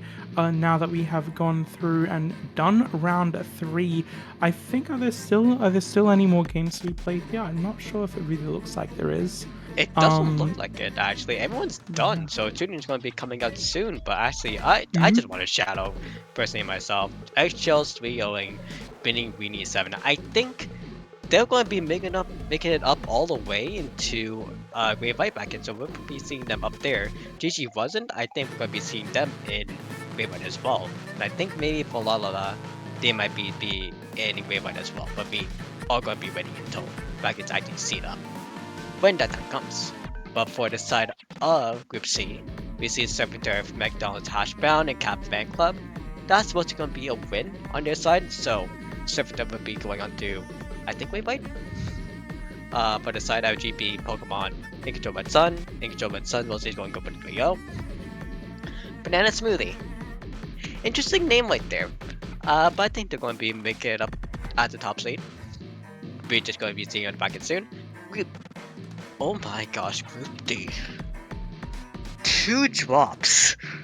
So, in the terms of the 2 drops, there's going to be 2 people that's going to be moving up on the bracket. Pagani and CJ squad, which is going to be going up in Grey White and Hammerhead. Everyone else is gone. Feed on Monkey, Garfield, Lasagna, with 1 drop in Group E. Fools Mix, and that's going to be Grey White, Hammerhead, and Mako. But everyone else actually played in no set, other than Blue Raz, Emirates of Rebellion, and Group H, and Group L. Yep. So that's gonna be that. Thanks for talking through exactly what's gonna be happening here. I feel like most of the time I feel like I've been here commenting Sumo Sync. It's been like the Great White bracket, so I'm not even like super familiar with necessarily how everything works in Nessie's pools. Even though I have played Sumo Sync before, just focusing on winning those games has been like what's on my mind. But yeah, it's actually interesting to see how these teams have kind of landed in their standings as they get seeded into the bracket stage of this tournament. In any case. Yeah, and also I forgot to mention that Group G, Han and Squidic dropped in a 2-1 setting. So there's going to be for Group G, Great White, Hammerhead, and Mako. There's going to be less people in what is it again? Lantern? Yeah, Lantern. That most likely might be a Swiss Lantern this time instead of a top 8, as it usually is, because of the amount of signups. Right. Okay. Yeah. That's interesting. It does look like in some of these groups, ending up with only like 3 plays in each of them. That's going to be changing the format a little bit, but I don't think in Great White things will necessarily be changing. I expect we'll be seeing In Control Red Sun, Odia, Cat Fan Club, TJ Squad, Free Dot Monkey, Bad? Hams Cheddar. That's a great team name. Mirror Illusion plus Sub. Inkty Sans Undertale. Sorry? Where's Peanut Butter Crackers that he dropped as well from Group H? I see. So Group H is Mirror Illusion and Gravity are the only 2 teams that will be moving on then to the bracket stage.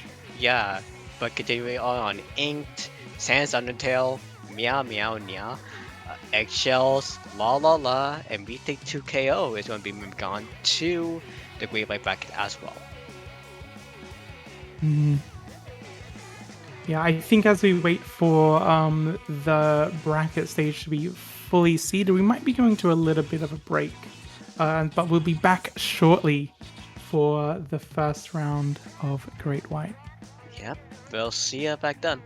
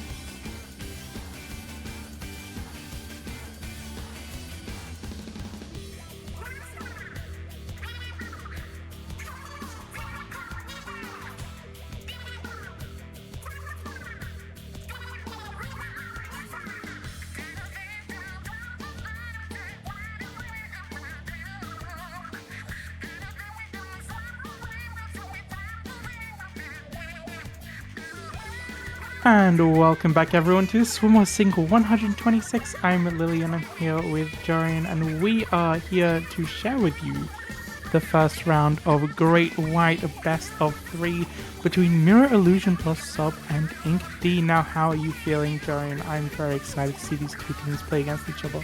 Yeah, seeing these two teams, Mirror Illusion plus, Mirror Illusion in general plus Ink, themselves is actually a really good team together. Mirror Illusion, which is previously known as Dark Masters, has been really good, and they are in they're 3-11 if I remember correctly, same with Ink as well.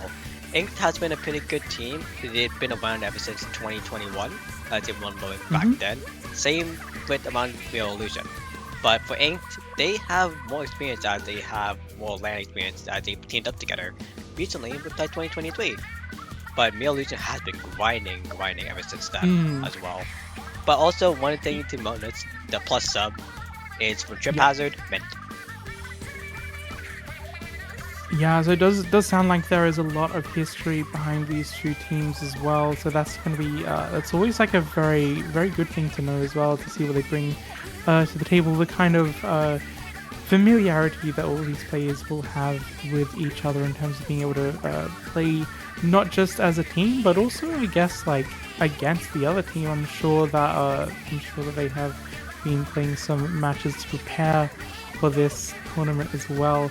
It looks like in terms of the map modes they'll be playing on, first will be Sturgeon Shipyard Rainmaker, then we'll be moving to Clamber's Manta Maria, and should we have a game 3, Blackstone's Hagglefish Market.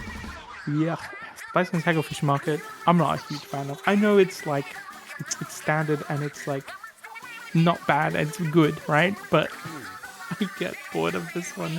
Rainmaker Sturgeon Shipyard though, and Clamber's Manta Maria, I like a little more personally.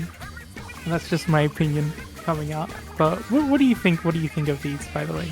So Splatoon's Hagglefish Market, Wahoo Whirlpool is better. So when Wahoo Whirlpool coming in for Splatoon, you know. But for Clamber's Manta Maria, it's actually a really surprising pick in the map list because, you know, there is that jump point that you need to go to if you want to go for a quick score in, but also there is a long path for people to score in. But it will be a really stally, a really long game for anyone who's trying to score for Clamber's Manta Maria. But for Rainmaker Sturgeon Shipyard, we always know this for tower control instead. So going straight in for the checkpoints, it's going to be really tough. This whole map is also in general looks like the patient game. Who in these two teams on this whole round is able to wait and try to go for doubles and triples to push ahead from there and then wait again. Yeah, I actually really prefer Rainmaker on Sturgeon Shipyard to Tower Control Sturgeon Shipyard. And I think one of the reasons is because in order to try and go for a knockout win, you are pushing up way further into the other team's base than you are in Tower Control. In Tower Control, if you get like a Splatling or something up on top of the other team's snipe or something like that, or a spinner, and just have that looking around and being able to stop anyone from the defending team being able to take control over your court, you basically have like a pretty safe score, if not a knockout, then very close to one. But on Rainmaker, I feel like it's a slightly different story, where running it to the final checkpoint can be a little bit more tricky. Yeah, like from what you said about going to the final checkpoint for this side of Rainmaker, it's going to be really tricky, but hopefully we don't see a DC. We don't. Yeah, I hope not. Okay, that's pretty good. Good start then. Good start. It does look like we're actually seeing on the side of Mirror Illusion, this is going to be an interesting comp. They're bringing out the blaster, one of the rapid blasters. I always get them confused, but I believe this is the one with the inkjet, isn't it? Yes, it does look like it's going to be the rapid blaster Deco with the inkjet, inkjet and mine. So it's going to be more or less a trip hazard on the side of Mirror Illusion, for the side of Ink if they go to, you know, nearby the pedestals. But for right now, it looks like Ink is trying to go for the top play. It's kind of like a little look for the Rainmaker pedestal. Yeah, they managed to actually get the Rainmaker up over there, but we can see how the spinner has kind of moved it all the way to the side. This can be a pretty tricky place to try and get to if Mirror Illusion's already pushing up the way they're doing. They're just probably going to pop that and run or wait for a reset if if it's not safe to do so. But, you know, speaking of safety, it looks like it is safe to do so, and they're looking at the moment to clear the left checkpoint to get there, but not before Ink has something to say about that to try and actually push them off that block there. It looks like they're going to have to rethink their plans pretty quickly in order to get any points on the table and get a lead this early in the game. The thing is, for the left checkpoint is more like a high risk less reward kind of deal, because you need to wait for the spinner to come down. While going from the bottom, as we see Mint just did with the pretzel, is more of a less risk but more better play as you can go up with your team. As we see from Mirror Illusion, that mostly will be going to go in with all pressure coming out and play. The kilogram 5 will be coming out as well, but then can they only get one out in favor of the side of Mirror Illusion. Yeah, Mirror Illusion only has their blaster up at the moment, as the rest of their team is respawning. Ink is going to be using this opportunity to be able to take back mid control, but they're losing their Nautilus and their blaster in the process. That is going to be 2 players down. They haven't lost their specials though, as they did go down at least with their tactical, so hopefully they are able to take back control with those 3 players going down inside of Mirror Illusion again, with the Zuga coming out to try and knock back at least the pencil as well. This is going to be the opportunity that Ink needs to take in order to get at least that checkpoint plus some kind of lead off the back of that, but they are going to be moved out just a little bit. They're just going to have to stay safe just for a little while longer, I believe, so they can get their tactical out to help push forward. They still need to get some players in Mirror Illusion out because they have their eyes on the checkpoint. They have the eyes on where Ink is going to be taking this Rainmaker, and they don't want to get this Rainmaker out of mid, which we can see them take out the Rainmaker carrier right there. He has a ton of vision coming into play, but Minty able to go for a sneak and getting a triple right there. Mostly delayed wipe is still coming down, and it looks like for right now, like really for Mirror Illusion, they have 45 and they beat the checkpoint already. They don't really want to do anything too aggressive to have 3 down, but for right now with 52 going down but trading off the blaster, it's a pretty good trade-off. We might see Mint try to go for the top left if the spinner is down right now. Zuka going to play but getting no kills on it. And they're mostly going to be playing safe, but again, trying to stall it out in mid. Yeah, I think we are seeing some very patient plays from both teams pretty much, and even if players start going down, they do want to make sure that they are at least safe with the Rainmaker.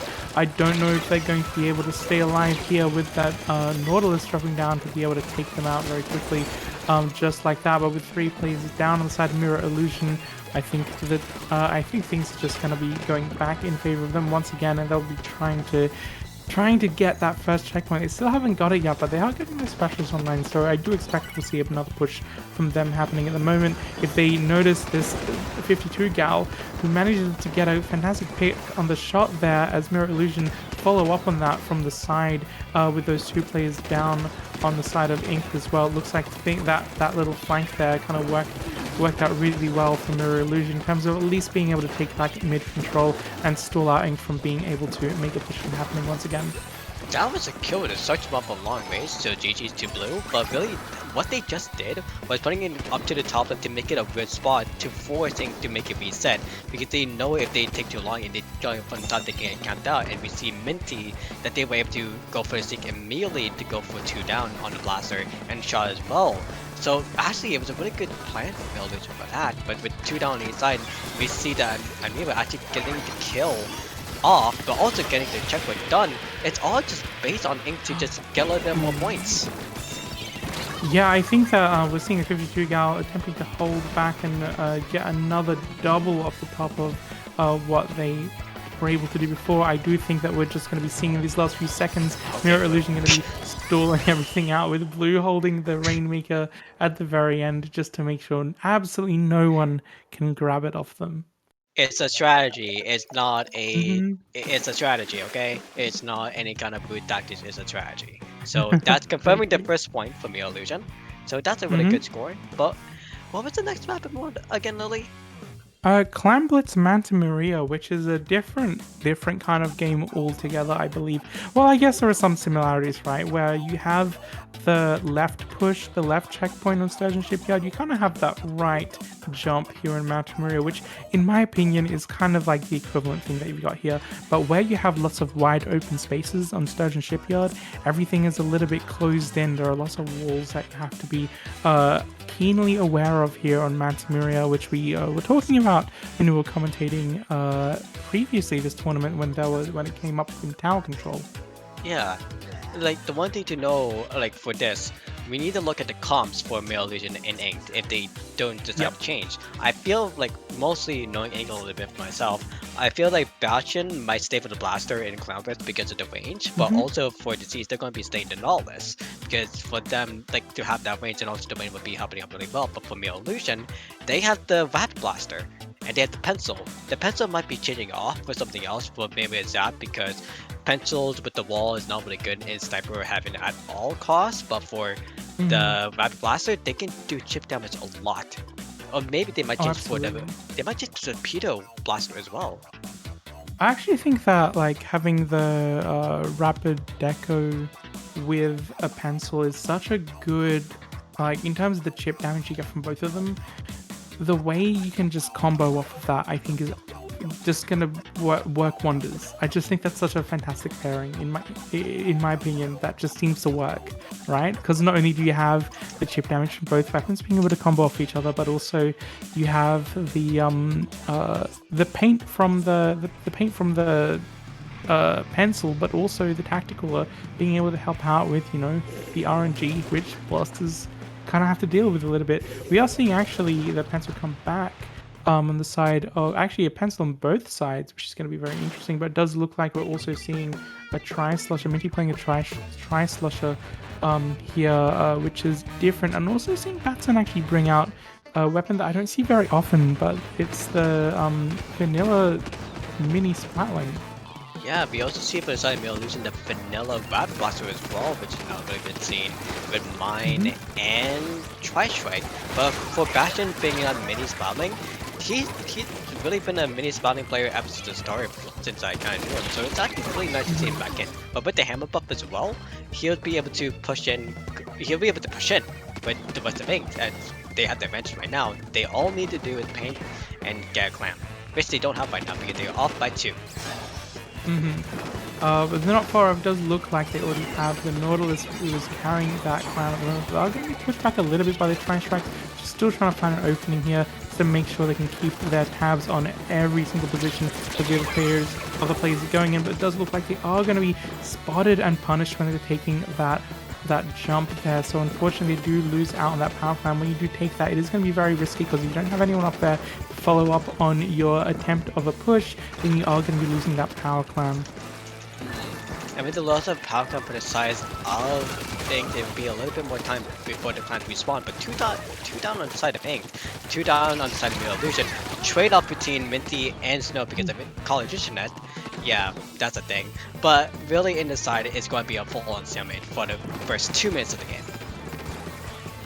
Yeah, it does, and that's the thing about Clan Bliss is that you can get like a pretty neutral game for a long time at the beginning of the match, and they are just going to be looking for that opportunity to be able to push back in, to not just get the power climb in, but have the rest of the team to follow up to create a much longer push as well. Looks like the tactical are coming out. They're definitely thinking about making something happen. They do have all the clams in their favor at the moment, so they can make a power climb whenever they want, really. But I think they just want to wait for the rest of their team to be up and to win some fights in order to make this actually work in their favor, which is definitely not what they have at the moment with the Nautilus going down as well.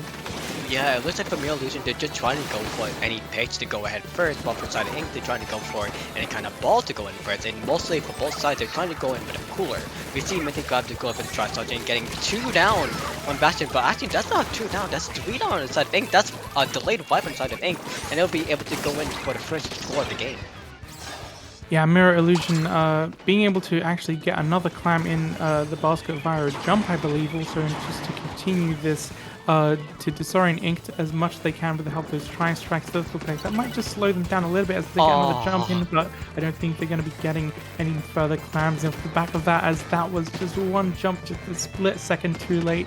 Not with a power clam either, just with a bunch of clams to try and continue their score. Unfortunately, are going to lose out there, but a score of 60 is... No, it's not that bad. It does look like it is still going to be giving Ink the opportunity to be able to push in a little bit quicker if they can get all their players up and alive. At the moment, it does look like Mirror Illusion still has the numbers advantage pretty consistently at the moment, even when they're on the defense here. Want that one for Mint and actually getting the color off of the sea, so that's going to be no wind coming on this side of Ink. But really during this whole time, we know for the stalemate the whole game because we see a couple of Neva getting the kill on the other pencil. We see 2 down inside the Mirror Illusion. That might be a 3 coming down from Minty as they're getting backed up to the tree, but they're getting killed off from Snow and the Tri-Star's going down as well. For right now, again, we need to see Ink try to get any kind of clam ball to get in, but for right now, they're going to be losing a paint. And for right now too, they just need to find a way to stay get. They need to cut off the Tri-Slosher. Yeah, they do, because that Tri-Slosher is going to be one of the weapons that's definitely going to be disorienting them in terms of having that Inkjet. It does look like they are going to be taken out of the game right after that Inkjet finishes, and with 3 players down, Ink is actually going to get that ball ready and actually running it in with the help of the Inkstorm as well. They are going to be staying alive as much as they can here, but I think their players are going to start going down as Mirror Illusion already has control of the middle of the map pretty quickly already before the basket even closes. I think that with 30 seconds left, they still need to get another power clam in and some in order to get a lead switch here, but Mirror Illusion does have all the specials that they could ever possibly want to be able to slow them down from being able to push back in, and they could make another push for it if they wanted to, if they could get enough clams together. But at the moment, I think what I'd be thinking about is just trying to make sure that Ink has the numbers down as much as possible. They do not want to have any numbers advantage over Mirror Illusion at the moment, but we are seeing actually a numbers advantage happen from the side of Mirror Illusion. It's a time. At the very least, as we go into overtime. They have to go in now because they have 74, and with the jump that they have to, it's going to be enough that they have one single clam, they'll be able to get it. But with the first time they hesitate, they're not able to get the score. But they need 2 more small clams to actually get the score in. But where is Snow? Snow will be able to take it in from the side, and they might be able to get it. They might be able to, but I think that just missed it by a hair. We can see the clams underneath the basket at the end just sitting there. Oh, it does look like they missed out on being able to win in overtime, but that was so close. They had the jump and everything prepared, and Snow actually coming in around with the flank of those extra clams that were needed, but just didn't quite get it in. Under shooting? That looked so right in the aim as well that they were supposed to get it in. That's crazy. Yeah, absolutely. It does look like, however, that Mirror Illusion is going to be taking this first set and moving on through the rest of Great White Bracket, though I don't think we'll be seeing Splat Zone's Hagglefish Market, which is definitely a map mode. But in any case, we're gonna have a look at the rest of Great White Bracket here. It does look like OD and Ham's Cheddar will be playing against each other. C2 and C7 in control. Red Sun, Mirror Illusion up against in control Red Sun. They did win that first round, but in control Red Sun is seeded #1 at the moment. So good luck to all players there. We're just waiting for still a few more to be ready for round 2 as well. Yeah, look at that. And just as you said, that Meow Meow, has actually completed against the win against Bad 2-0, but for Cat Fan Club, which is a retake, they are battling it off right now. It'll be really funny if Cat Fan Club and Meow Meow actually fight each other. Just saying. I hope they do. Come on, I hope they do, please. I want them to. I really want them to. I'll definitely be watching. I hope that gets streamed. I don't know if it will. But please let it be streamed. Please. Please, it has to happen. Yeah, rig it so Cat Fan Club wins. Yeah. But we see Audio Tam Cheddar is going to be moving on to round 2 as well. Feed Dart Monkey and Eggshells is actually battling it off in a 1-on-1 setting, and whoever wins that will be moving on against CJ's squad, who won against La La La.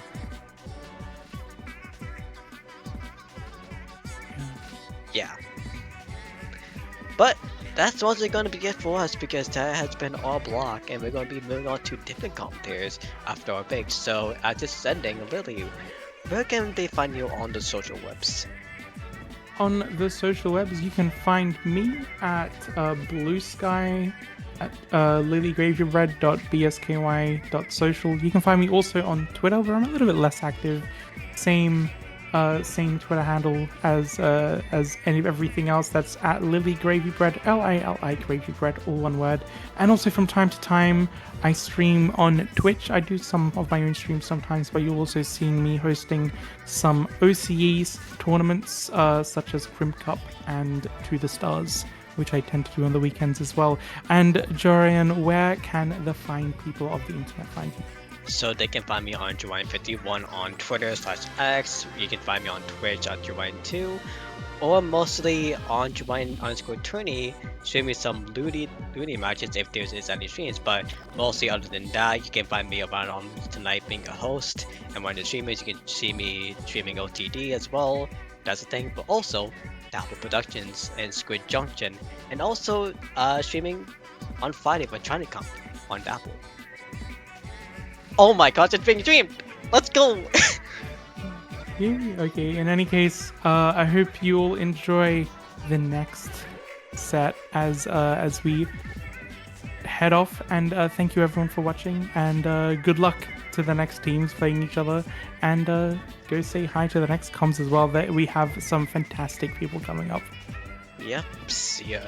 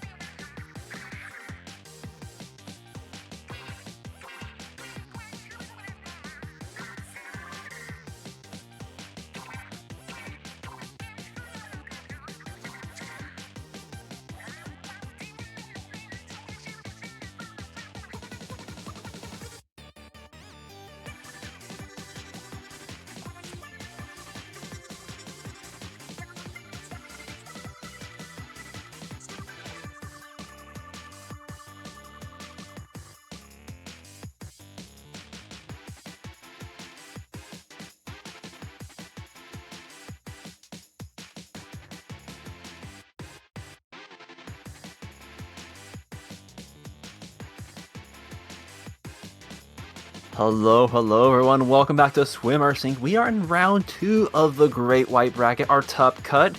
It is I'm Mad Gamer II. I am joined by the one and only Toma. How are you doing tonight, my friend? I am doing so great, happy to be here. I made it through my long day of work, but now I get to relax and enjoy some great matches. We've got CJ Squad versus Eggshells coming up. I see the infamous P leader there. Maybe we'll be seeing some great E leader gaming out of them. And if I am not mistaken, I believe the first map we're going to be starting out on is Ship Shape Tower. I'm gonna go verify that so I don't look silly here, lying on stream to all of our lovely viewers. Yeah, Ship Shape Tower. And this is one that I might have really enjoyed Tower on. There's a lot of sight lines across mid that you can look out of. Not as quite as high ground, as zones where you can sit up just way up high and look down. But you got a lot of space that you can work with in between you as long as you're not inching too close to that pit. Oh, absolutely. And it does have the same tendencies of being very longular, very hallway-like map, but a lot of other maps tend to be open on top of it. This one's got a lot of nice cover, a lot of little obstacles that you can use for both the front line and the back line. So it does lend itself to a nice blend there. Now, I haven't seen too much of like the tower control mode. I do a lot more of the zones, but it's interesting having that tower just go right up to the spawn like that. It's like that last hurdle is so hard to get through because of how low it is compared to the defense. Yeah, it definitely is, and it's one of those ones where I've seen, leads change in the last, 15 seconds of a game because a team just couldn't KO on their earlier pushes. It leads to just a lot of fun, different things. You see what's loading out. You see, that double Zuka coming out from both sides. The Zuka nerfs, they are not are stopping these weapons. The Zukas are still out here ready to go as both of these teams are trying to build those up. Look for some specials, look for some picks here. The Squeezer going down on this right-hand side. Gonna give space for CJ Squad to start moving up and trying to take power, but they've got to watch out for that Zuka of Eggshells, and as they already go down and not able to even reach this first checkpoint. Oh yes, like in the blink of an eye, we saw 2 members go down to Azuka, and then they lost 2 of their own members to Azuka right after that, so it just completely negated itself, and now is going to be Eggshells coming out on the top here, moving towards that checkpoint, trying to get that little bit of a lead back, and the nice cooler usage right there is going to ensure that they're going to be able to get back in plenty of time, but it is only the Eater left, and they do have the jumps in. We'll see if they're able to hold it before they are taken down. Not quite.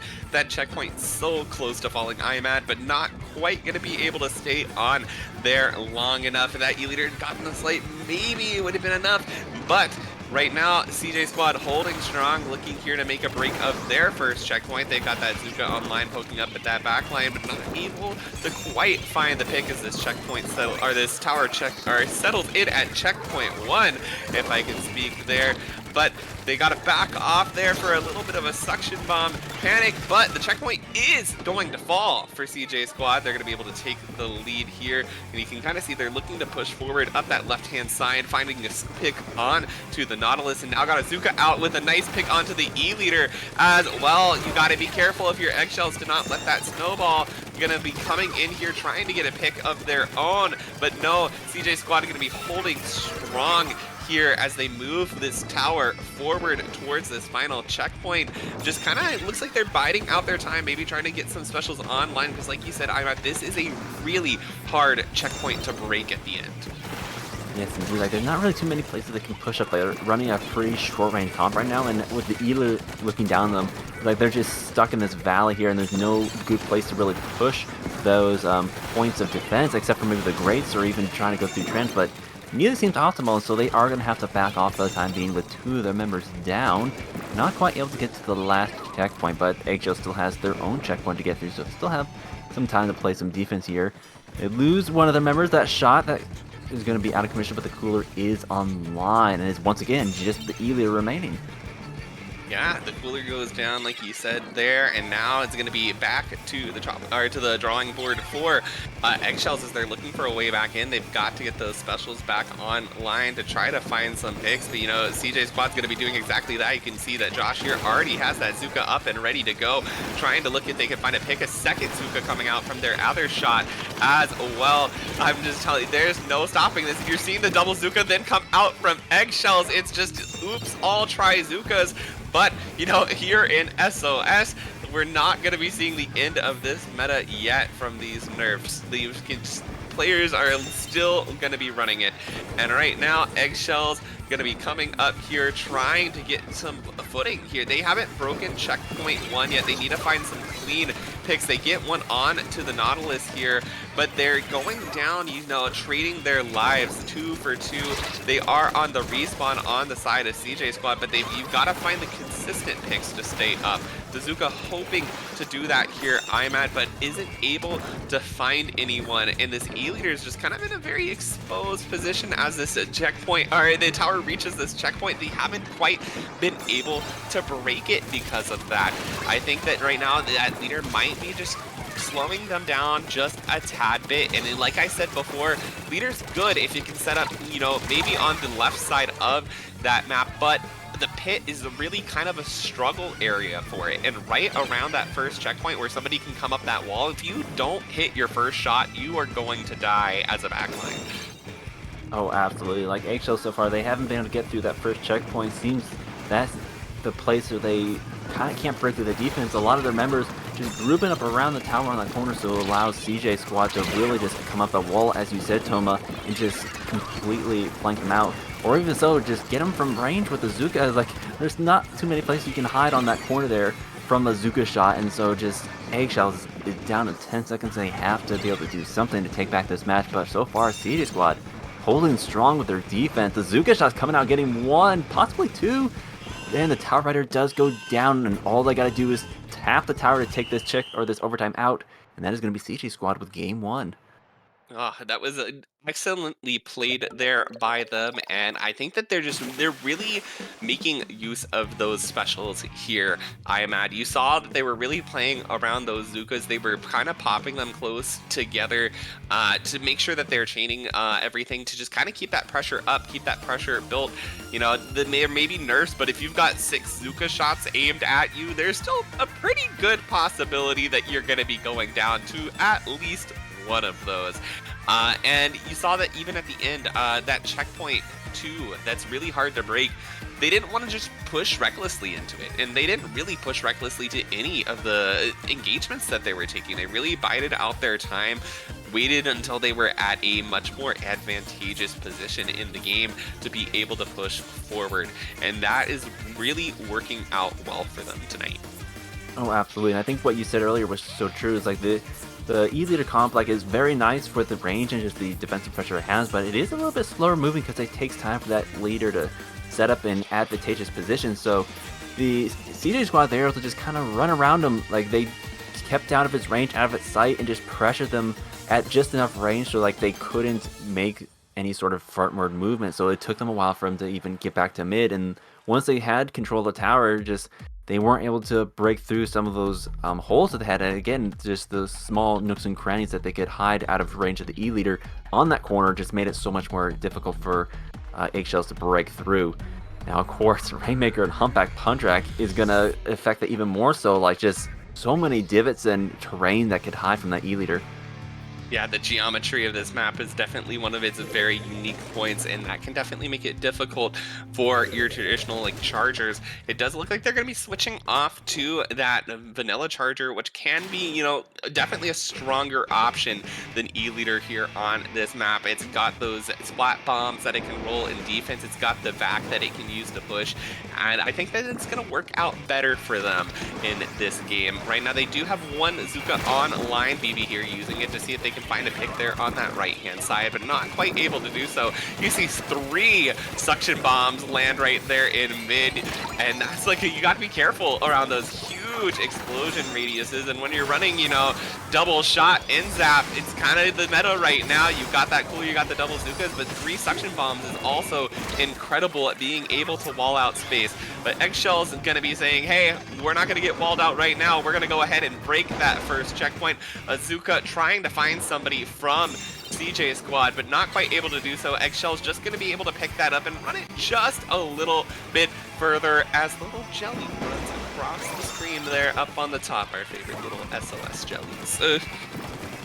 Yeah, this is about the point that Eggshells was able to push the tower in the last match. It's kind of up to the checkpoint piece and not really able to break through any farther than that. But right now, CJ squad lost half their team with that Zuka right there, so they're kind of forced to just stay put for the entire game while they regroup. And so this could give Eggshells a time to really set up, really start to push forward, take back ground. But still, they're kind of locked in their base. And with the 3 down like that, that's going to be a free checkpoint for CJ squad.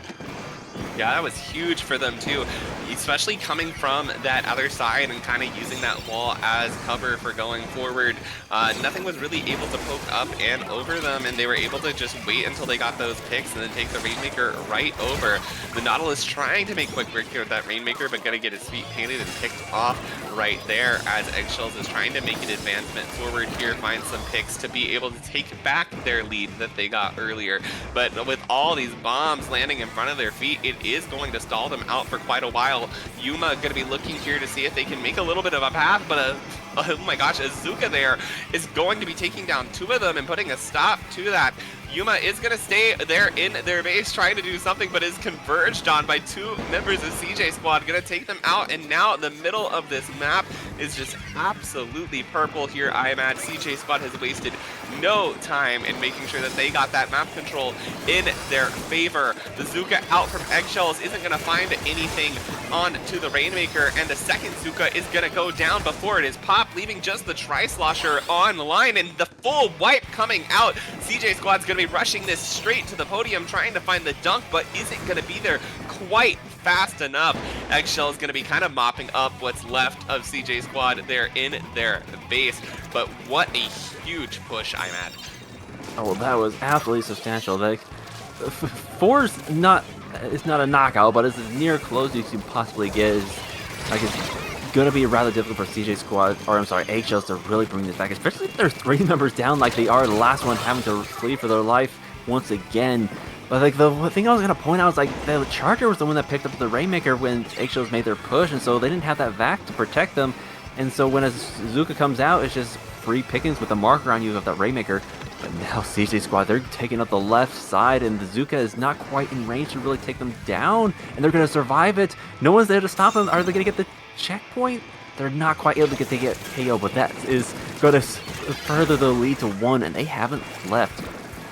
No, and you've got to get them out of your base now at this point, because you have to go all the way to a knockout. You said it was basically a knockout before, now they have to knock out to be able to take this game back, and it's going to be a tall order right now with those 2 Zuka weapons just going to be painting out for as much Zukas as they can to put a stop to this Rainmaker coming forward. Yuma here on the right-hand side going to be waiting, playing a little bit more patiently. The Zuka coming out from Eggshells, not quite able to find something, but this back is online, which could potentially find them a way in, but they have to keep it up. And with the Zukas coming in, they have to play that out carefully. They're going to be moving in here now. The vac is popped, but they aren't going to be moving quite fast enough as that Zuka does find its target. The Rainmaker going down, 30 seconds left here in this game. Eggshell struggling in the base of CJ squad to be able to pick back up, and CJ is going to drop it right back on into mid. 15-ish seconds left here on this game. I'm at Eggshells needs to find a pick onto this Rainmaker and reclaim a lot of space, but the Rainmaker getting 2, it's going to be really difficult. They go down to a splat bomb, but Eggshells has to get in this sea of purple, and after going down to Azuka, and the Rainmaker is going to be popped there by CJ squad. They're going to pick it up there and finish off this set 2-0. I'm at. That was a fantastic play by CJ squad, just really taking control of the second half of that match, like not only getting it down to 4, but able to stay in control enough to be able to come back and get the 1 right after that. Just so to show their team play right there. And really, like, Rainmaker is very susceptible to the new Zook meta, just because if you're a carrier, you are extremely weak to a Zuka shot to the face. You will literally go down in one shot. I think the same could be said for tower control, but at least with tower you have some movement options. Not so much with the Rainmaker, so it really is a GG Zuka when those get popped. Yeah, it definitely is. And it looks like, wasting no time here. In control Red Sun going to be facing off against CJ Squad. And on the other side of the bracket, Hands Cheddar versus Cat Fan Club. Two very interesting names, aren't they, Imad? Oh, yes, indeed. It is quite the night for the pickups. We did lament that we missed the Cat Fan versus Meow Meow, but Ham's Cheddar versus Cat Club. Do you think which team would be going against? Because we do have Red Sun on the opposite side. They are quite the favorite to win, I think. Yeah, and we're going to be seeing if they're going to be able to punch that ticket to Grand Finals, as it looks like, if I'm not mistaken, we'll be looking right back in at CJ Squad, seeing if they have what it takes to go up against In Control Red Sun. Indeed so. While they get that set up, I believe we will be going to a short break in the meantime, so stay tuned, stay hydrated, and we'll be right back.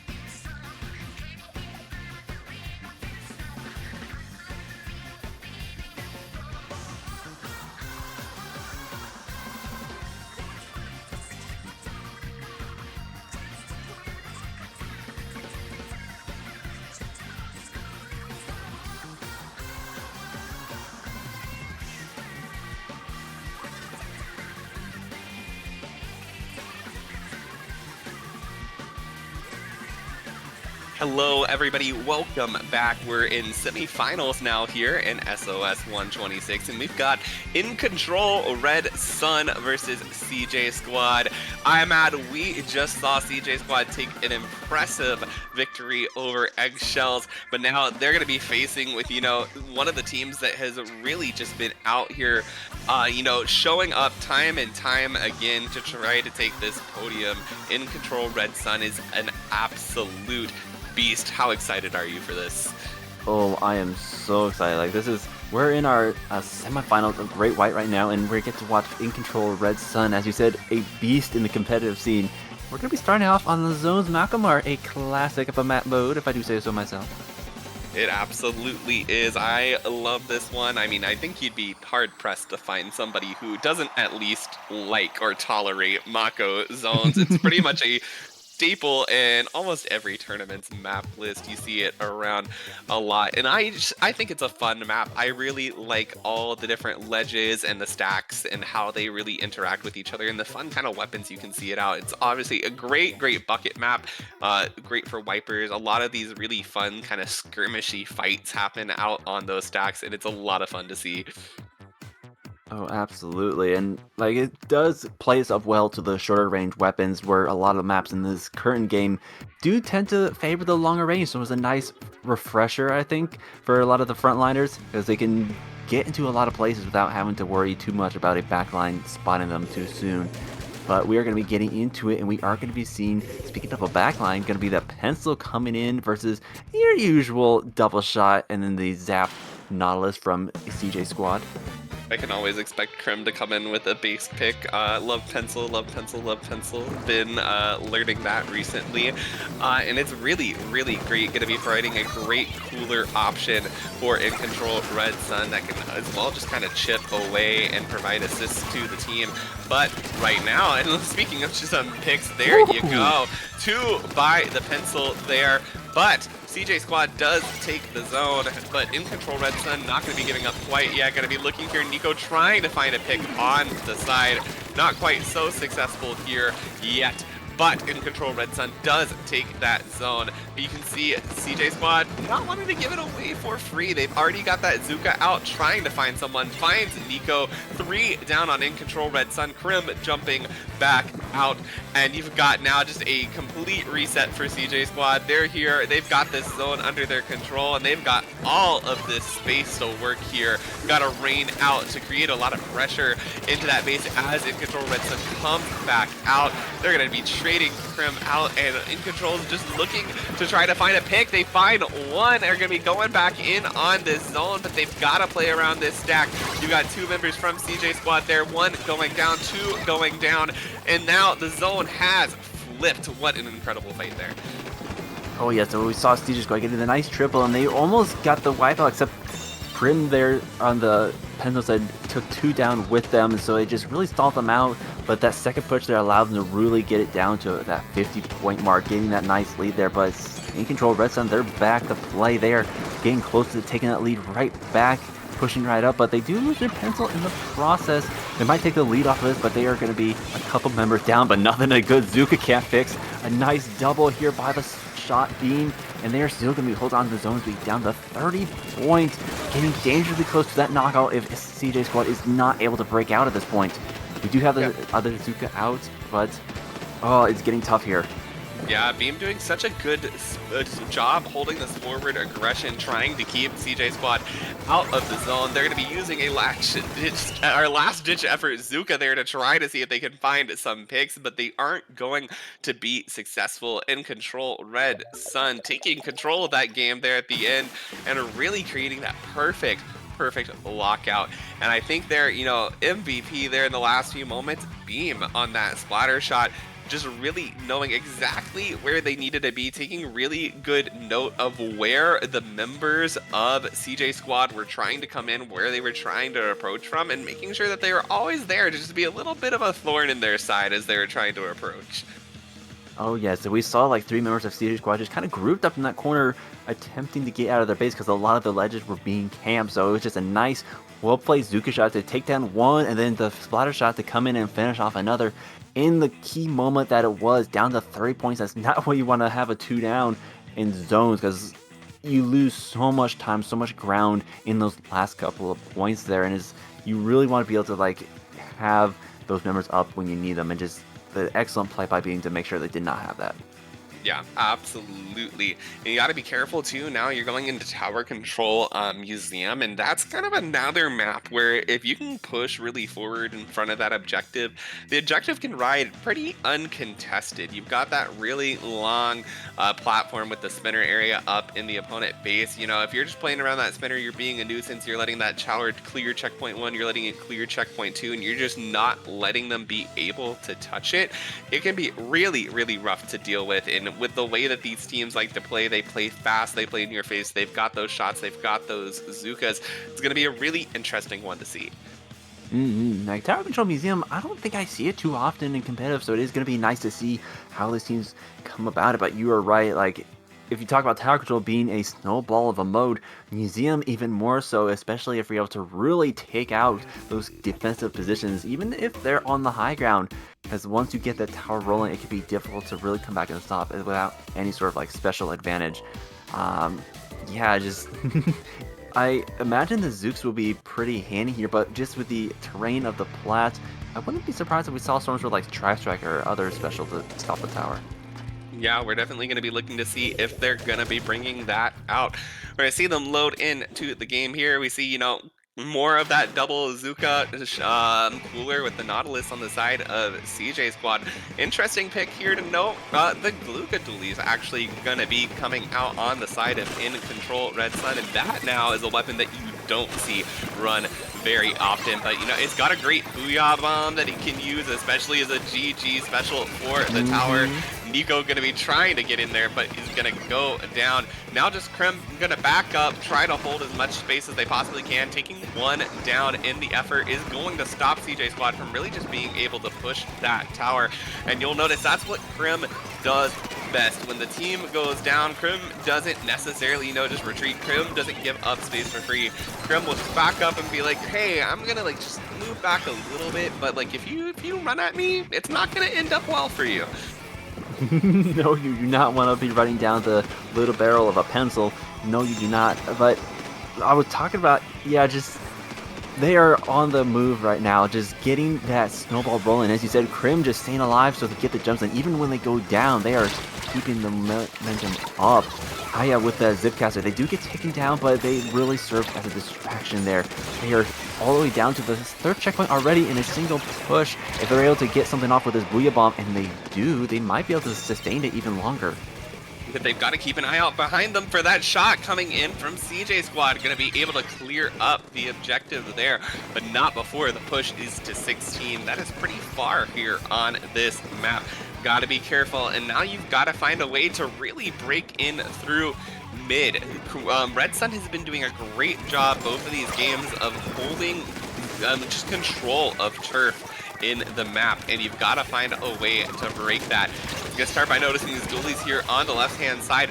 Gonna find a double there to clear out the tower and get a push started once again for Red Sun. They are not giving up any space, they're not wasting any time. They have 3 down now on CJ Squad and make that the full wipeout. IMAD, they're going to be coming in here. They have a Booyah online. The Stampers got that Zip Caster online. They're going to be ready to make some plays here to see if they can make it all the way.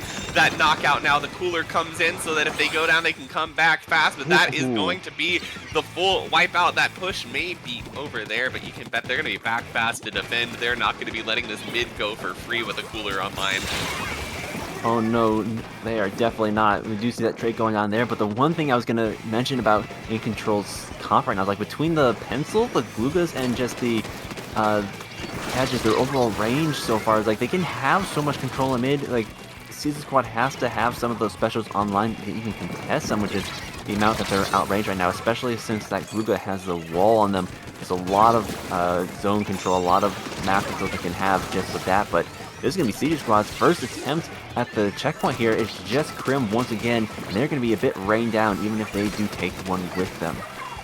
Yeah, they're doing a great job just moving through that. So much damage on them, but they knew exactly how long they were allowed to stay in that rain before going down.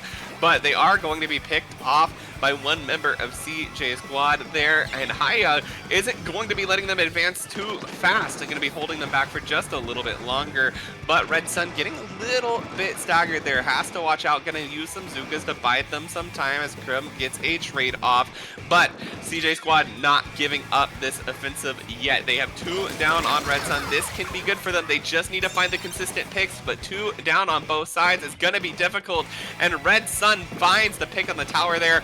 Haya going to be pulling it off to make sure that that push comes to an end there, as now this tower is moving back into mid once again. But CJ Squad is doing a good job of making their comeback. That's going to be 2 members of In Control down. They do lose their shot to Beam here, but like they are slowly inching their way back into mid. They're not letting In Control really run away with it too much. Like they still have 2 checkpoints to go through in this last minute here, but In Control has kind of lost a lot of their space in mid, a lot of their presence in mid. So now they are just going to be playing on the defense, using those matchups just to keep them away from the tower as long as possible. Yeah, and we saw Double Zuka come out from the side of CJ's Squad, but isn't going to do too much as far as this checkpoint goes, as they go basically almost full down, you know, just a little bit delayed so you don't get that nice satisfying wipeout across the screen. But it's definitely going to give space for Red Sun to set up here in mid. The Nautilus comes from the flank, but is spotted out. The splatter shot drops down there as well, is going to be picked off too. Nico here trying to pick somebody off in the edge. Just the Nautilus left online. Not going to be enough room to be able to get back in, or enough time to be able to touch that tower. In Control, Red Sun going to be taking this set 2-0. Maddie pushing themselves into grand finals once again as they try to go for another SOS win. Yes, that was very well played by In Control here. Like there was several times where like CJ Squad was able to break Control's Sun, or break their hold on them, get a push going, but then In Control was so good at just keeping their cool, maintaining their defense, and especially Krim. Shout out to Krim for just keeping their defense on height, just even when they were in a deficit of a player advantage. They just kept on keeping that defense up, and it just stalled them enough to get the rest of the team involved. Yeah, absolutely. And you know, a little bit of the backline bias going on in this live room here. Oh, but yes. you know, who doesn't love a little backline? Who doesn't love a little pencil? We gotta hype them up. But we'll be having more of them to come. In Control, Red Sun versus Hams Cheddar in grand finals will be coming right up here very soon after this quick break.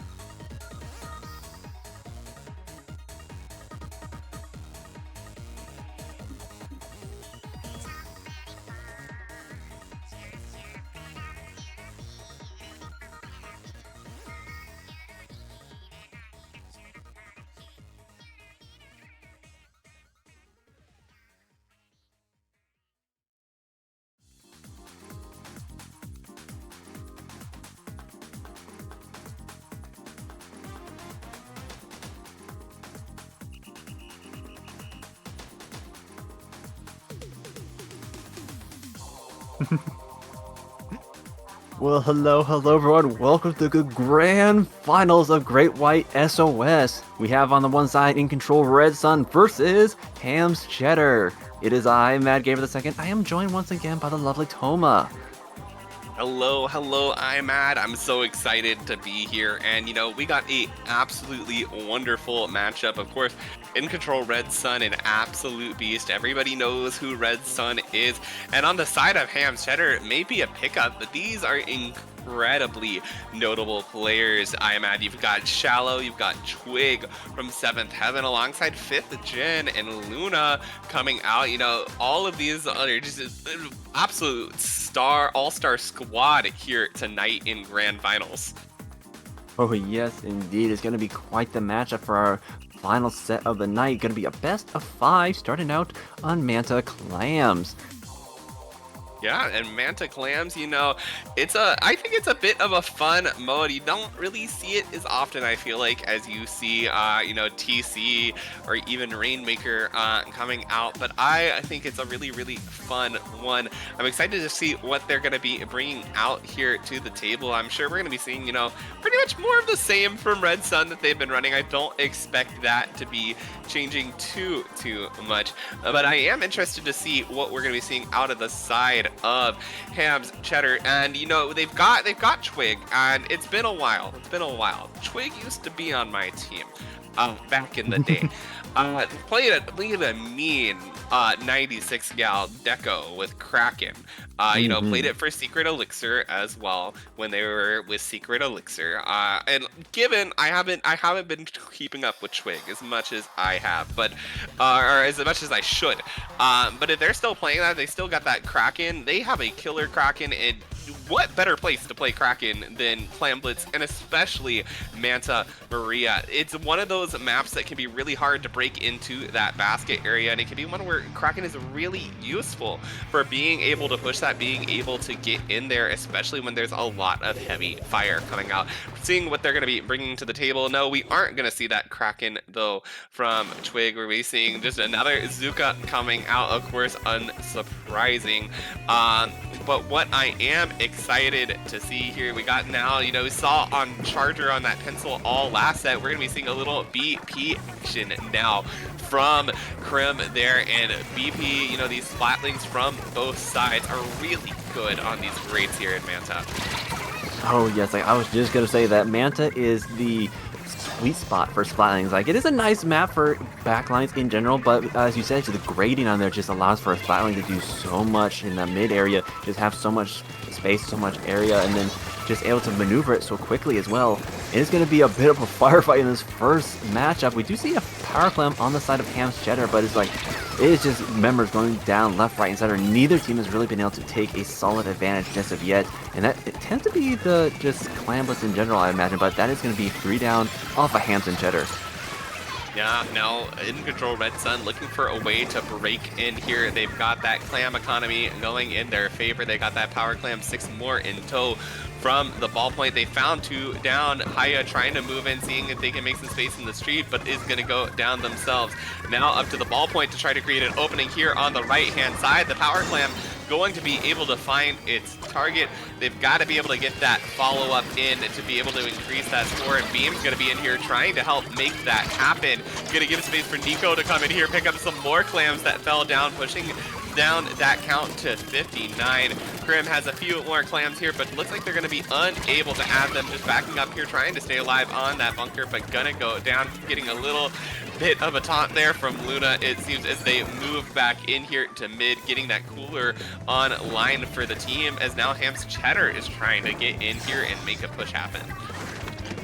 Oh yes, In Control getting a nice 59 for their first push of the match, and they're looking to just hold on to that, but Ham's Cheddar is knocking on their front door, and they did have several members of In Control going down and try to just take control of this bunker, one of the primary spots you want to hold when you're pushing forward. And on top of that, they got a lot of nice map control right now, a lot of paint out there. They're missing the clams. They're missing the objective right now, and that's going to leave them with a wipeout and no clams in their name. Yeah, now Red Sun free to just take this space. They've got another power clam in their box, and they get that 2 actually going to be taking that lead down to 39. I think that 36, and they're going to keep it up for as long as they can here up in the street, just causing a lot of havoc. The basket is going to close, but look, they've got the jet ready to go. They're in here. They're not going to give up space. I'm at just another pick. They're going to try to get the 3 down here. There it goes, 3 down, just the shot left up here, trying to defend their street with that Zuka. But Twig is going to be picked off there by Nico as Red Sun opens the basket once again. Just absolutely great gameplay from there. You see some clams coming across the cut, trying to make their way to rim. Doesn't look like they're quite ready to be able to pick them up. Is going to break or pick them right before they break and throw them in. That lead falling down now to 4, but Ham's Cheddar has successfully flushed Red Sun out of their base. They've got to get this map control in their favor, and they definitely have to find a huge clam economy, as they have to basically almost knock out the game here at this point now, I'm at. Oh, for sure. And like Toma, they were able to stop the KO from happening against them, but they kind of got to do a KO of their own, as you said, just to bring it back. And with what we've seen from Control so far, like, they're not going to let them do that easily. Like, we already see 3 members of Ham's Cheddar going down, and the last having to back up with that power clamp just to keep it alive. And Control is already looking to open that basket once again. Like, they are just on the warpath, and they just need a couple more clamps to finish it off. And that Jet has them on hand, but not quite able to throw them out. We'll have to see if the basket can stay open long enough, and it does. Huge jet play there for In Control Red Sun. You saw it looked like Beam was in a little bit of a scary situation trying to follow up there for a minute, but the jet just coming in being like, hey, I got your back, don't worry about it, and then turning around and finding someone behind them as well for a huge triple, and just an excellent push coming together on the side of Red Sun. They were able to hold very dominant control of, you know, the entire map for most of that game, and they're playing off each other so well, showing why they've been able to, you know, take the entire podium here in SOS multiple times, and they're looking to try to do it again. But of course, Ham's Cheddar not out of it quite yet. You know, Splat Zone's Hagglefish Market here is going to be their next opportunity to get some wind in their sails, and they're definitely still not a team to look down on. There's excellent star players here, you know, and without such a cramped objective to have to push through, you don't have to get through that tiny little street or across that very vulnerable cut. I definitely think we're going to see much more of a back and forth match here. Oh, I agree. I was just going to say, like, Manta clams can be rather difficult just because of, as you said, the street just bottlenecks the objective so much. Like, they weren't quite able to break through In Control's hold that they had on their defense. But Hecklefish zones is a completely different matter. If you're able to stay alive and not let them lock you out, it's not too difficult to break back in, especially if you're able to coordinate your specials well. We did see the ballpoint used in the last match for both teams. Inkjet is especially powerful for Hagglefish. I would not be surprised if we saw some sort of Inkjet weapon return, possibly that ballpoint. Yeah, we're definitely going to be seeing what they're bringing out here to the table, loading in here for Game 2 in Grand Finals. And we are going to see, though, the pencil returning, which is what I was going to say may happen on the side of In Control.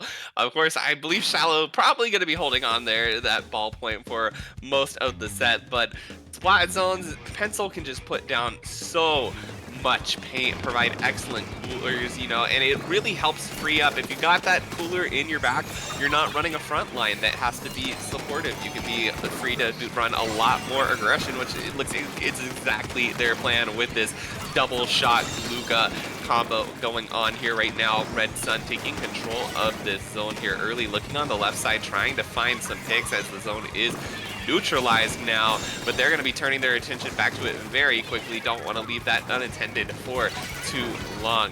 Nico out here doing what they do best, trying to poke around, see if they can find that other dually from the side of Ham's Cheddar, but looks like they're going to have to back up as Ham's Cheddar now has control of the zone. 5th gen here with the crowd tank up and ready to go. Going to be popping it out, looking over at Krim, seeing if they can find a pick over there, forcing the jump out at the very least. Going to be able to buy some time, get them the lead. They're going to be able to take this down some more, and they find a 2 down on Red Sun. It's going to be great for them to try try to continue to hold, but they've got to watch out for those Zukas, plus that pencil coming in. Quite a deadly combination, as In Control wastes no time capitalizing off these specials to take control of this zone. Yes, indeed. In Control is getting that back, but Hamstead with a nice lead right there. We saw how just In Control was doing a good job of holding those kind of wings, but it just split them apart, so Hamstead took full advantage of that. But now, In Control in a solid front right here. They are pushed so far up against Hamster's ledge, but the bombs coming out, just taking down 3 members of In Control, and it's just Krim once again able to get a couple of jumps in, and that's going to leave with 2 members of Ham's Cheddar down. Are they able to cap the zone? They are able to cap it before the lead is taken, but In Control just doing so good at staying in control. Yeah, but just as you say that, maybe a little bit of a commentator's curse. Ham's Cheddar are going to be able to get 3 down here. Start a little bit of a situation for them as they want to get 5th gen up here on this 10 and going to be opening up with that crab here soon. I bet right there, going to be trying to lock out Red Sun from the zone with the Zuka. You never want to see that in your face if you were a crab tank. Red Sun going to be moving here on this zone. Ham's Cheddar is able to extend their lead for a little bit here, ticking down into the low 20s, but Red Sun going to flip it before it's able to pass that mark. And now they're going to be trying to find some picks here on the front end, but going down to Shallow, who's going to be holding strong. Ham's Cheddar not letting this zone go back. They have to keep an eye here, though, on Haya, who is on this flank on the side, seeing if they can find something. Spotted out rather quickly, though. Going to be unfortunate for them. Going to be forced to retreat back to their own side of the map, as Ham's Cheddar once again has good control of this zone, forcing them down, keeping a good note of where the players on Red Sun are trying to come in from. Now just Krim left up. It looks like they may be able to extend their lead once again. Ham's Cheddar really showing their ability to play off each other, play well, and use their specials to their advantage. Oh yes indeed, we're going to see In Control's final bout to try to take the zone back, and they are so close to capping it. If they're able to get another splat off the Zuka, they are not able to, but they are able to get the zone back, and they are still in it for this last minute right here. And like Ham's Cheddar has been doing a good job of keeping In Control kind of off balance here, like getting some nice splats out here, getting pushed up as far as they need to, but not really overextending to the point where they're punished too severely. Yeah, and that's a really, really key. You don't want to play, too recklessly with your life, especially against a team like Red Sun, because if you let them get too far up in advance after you wipe, it could be really, really dangerous. They're playing just perfectly around the distance they need to be able to get back in and cap these zones, and that's going to be important here with just a minute left in this game. Red Sun now in control of this zone, moved up, trying to keep Ham's Cheddar from moving back out. Doing so with that Booyah Bomb, taking out Shallow is going to be good for them, but they've got to find a little bit more here, especially when they got a Crab Tank and a Zuka online, but the Zuka going down is going to potentially be huge. The bomb with the Crab Tank going to be shredding it. Red Sun now holding a great position here. Just 20 seconds left in the game. They have to play this carefully, but the 2 specials coming out, that Zuka plus that Inkjet, is going to create the space here for Ham's Cheddar to potentially make a play at getting this zone back and putting penalty on Red Sun, which would be huge. But Red Sun holds on. Just Twig there on the zone going down.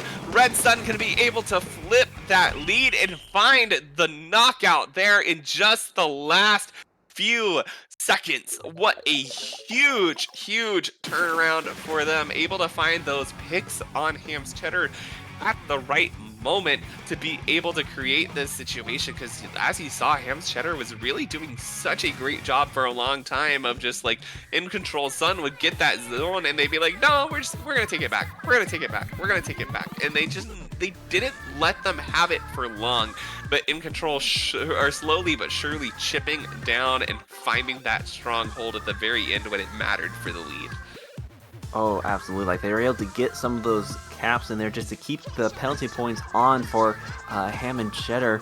But then, like, as you mentioned, like, they were able to stay in control for the moment that really needed, right at that last bout right there, just to keep it to the KO. And that's going to put them at a nice match point here in the grand finals as we get into this 3rd match. They just need this one more, and this is going to be where Ham Cheddar has to be able to pull out a win if they want to stay in this set. Yeah, they absolutely are. We're going to be going back to tower control, ship shape, which we just saw their last set. And, Still a little bit of a newer map for teams trying to figure it out, but teams are quickly having to adapt with it coming up, you know, in their Ludi sets this week. And it's gonna be like a hard map. Like we had talked about, these checkpoints are in really hard to break positions. You've got the first one around that pit wall where it's really hard to protect from somebody just coming straight up into the tower. And the second one practically straight up in their base where you're gonna be fighting against that respawn armor. You're gonna be fighting around all this high ground around that tower. You've got to be really slow, really careful, really methodical with how you play this map, you know. And it's going to be interesting to see how they play this out, because we saw Clam Blitz Manta, which was very much so if you can get that, you know, perfect push through this very tight choke point and hold objective, it's really good. Red Sun was able to, you know, really lock out there. Then you saw Haggle, which was super duper open, lots of room for entry, you know, really lax with the lockout situation. And Ham's Cheddar did a lot better there. And now you have this kind of middle ground where it's a lot more free to come back in to approach to get the break in, but the points that really matter, that checkpoint 2 there in their base, that's very, very lockout contingent. Oh, for sure. And like we saw this map mode earlier against I'm trying to think of the name, but it was the one team going up. It was Eggshells was not able to get through that first checkpoint just because of how well the other team was able to lock them out on that lower area. We'll have to see if they're able to do the same here. Aim Control is running a ballpoint, so they have that back line, but with the ballpoint and the aim jet, it's a little bit more versatile, a little bit more movement there to really push up when they need to. And right now, Aim Control has a good hold of this corner here, not letting them get too close. And with the Zipcaster going in behind their back line, they're going to be a bit distracted. Yeah, they were trying to there, but, you know, Ham's Cheddar doing a great job spotting it out, not making it last for long. The one whale does come out from the 52, but only one beam goes out before they're taken down. Now Trim going to be here backing up. Ham's Cheddar going to be reclaiming some more space here on the map as you got 5th Gen and Twig going in on either side to try to create some space for their teams. But Krem already has that Inkjet ready, going to be forcing them back, saying, hey, no, you're not going to come take control of this. You're not going to get in front of this tower. I'm not going to let you do that. And they're going to be fighting out here in mid, just trying to look for the space. Twig not able to find anybody with that Zuka, and the whale going to be coming out just to kind of stall. And with the buffs, the whale pretty scary now. You really got to pay attention to it. You can't stay in those beams for nearly as long as you were able to before. So I think that's a really good choice coming out from Red Sun, and especially if you can focus it there on that tower. It's not quite the GG kind of special that, you know, Booyah Bomb or Tri-Strikes are, but it will definitely make you. Oh, absolutely. It combos well with a lot of chip damage from some of these weapons, especially considering you have an Inzep and a ballpoint on the one side, or even the burst bomb from the scamper here, like, can combo so well with those whales if they're able to make some direct hits. And we see them just going in. Like, Red Sun is no wall is gonna stop them. They are just gonna go over those ledges with that Zipcaster, just really get into their base, keep them occupied, and they're looking to possibly knock this out as well, even with just the amount of defense that is just set up on that ridge there. And this is the position that you need to be in. This is what I'm talking about, lockout heavy areas over here on this right side as that checkpoint is being approached. They had 2 members up there just kind of being a nuisance right in the faces of Ham's Cheddar. Unfortunately, going down before they could get back control of that tower and bring it forward. But that can kind of play where you have 2 people, you know, move up there together and take those fights together is exactly what you need to see if Red Sun is going to be making another attempt there at that checkpoint. But they've got a little bit of a ways to go here. Nico trying to see if they can carve out a similar path there on the left side, but going to back up just a little bit, letting Haya take some space there underneath those ledges, wait to see if they can get any chip in, especially with that Zipcaster coming out. 2 going down now on Ham's Cheddar. This is definitely going to be the situation where it is possible. The Inkjet going to come out, going to be forcing Twig out of this back area. This is the area that they need to hold. This is the area they need to contest to be able to find that checkpoint break, and they're able to do it. Now that tower is just going to be pushing forward, just the squeezer online. 5th Gen not going to be able to stop that there, and in control, Red Sun going to be your SOS 126 champions, taking this set against Ham's Cheddar 3-0, and quite a stunning display here. Yes, finish off the set with a nice KO like that, really cleaned it up. And when you see the amount of map control that is out there, all that paint in Control's favor, they just held on to that map for the longest time. Like, the tower stalled out a couple times when it looked like Hamshire was going to break back out, but every time In Control stayed in control just enough to keep the tower on that side of the map for the longest time. And just, you said the lock-in was real there. They just could not break out at any point. Yeah, absolutely. You know, they're showing here tonight, you know, why they're so dominant, why they come in here and they're able to take these podiums. They came into SOS, didn't drop a single game here tonight in groups or in bracket. Just showing once again the kind of team that they're becoming, the kind of team that everybody knows them for. But Ham's Cheddar by no means walking away here without making a name for themselves. You know, they're already very well-known players, and they were able to put up such a good fight there against Red Sun, and it can be tough to do that, you know, as a pickup. Going against a well-established, such high-level team as a pickup can often be really intimidating, and I've got to give a hand there for Ham's Cheddar. They did a really good job in those fights.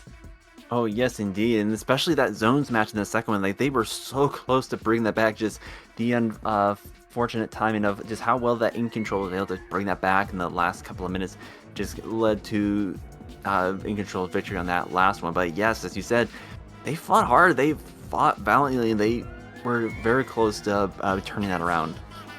They sure were, but once again, congratulations to In Control Red Sun. They are going to be your SOS 126 champions, and that is gonna do it for us here tonight at Swim or Sink. But before we sign off, tell me, where can the good people find you?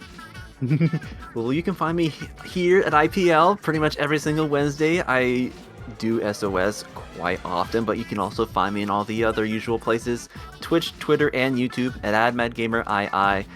I am big into the Splatlings, the backline. You know, this is an excellent place to be in. But Toma, where can the good people find you?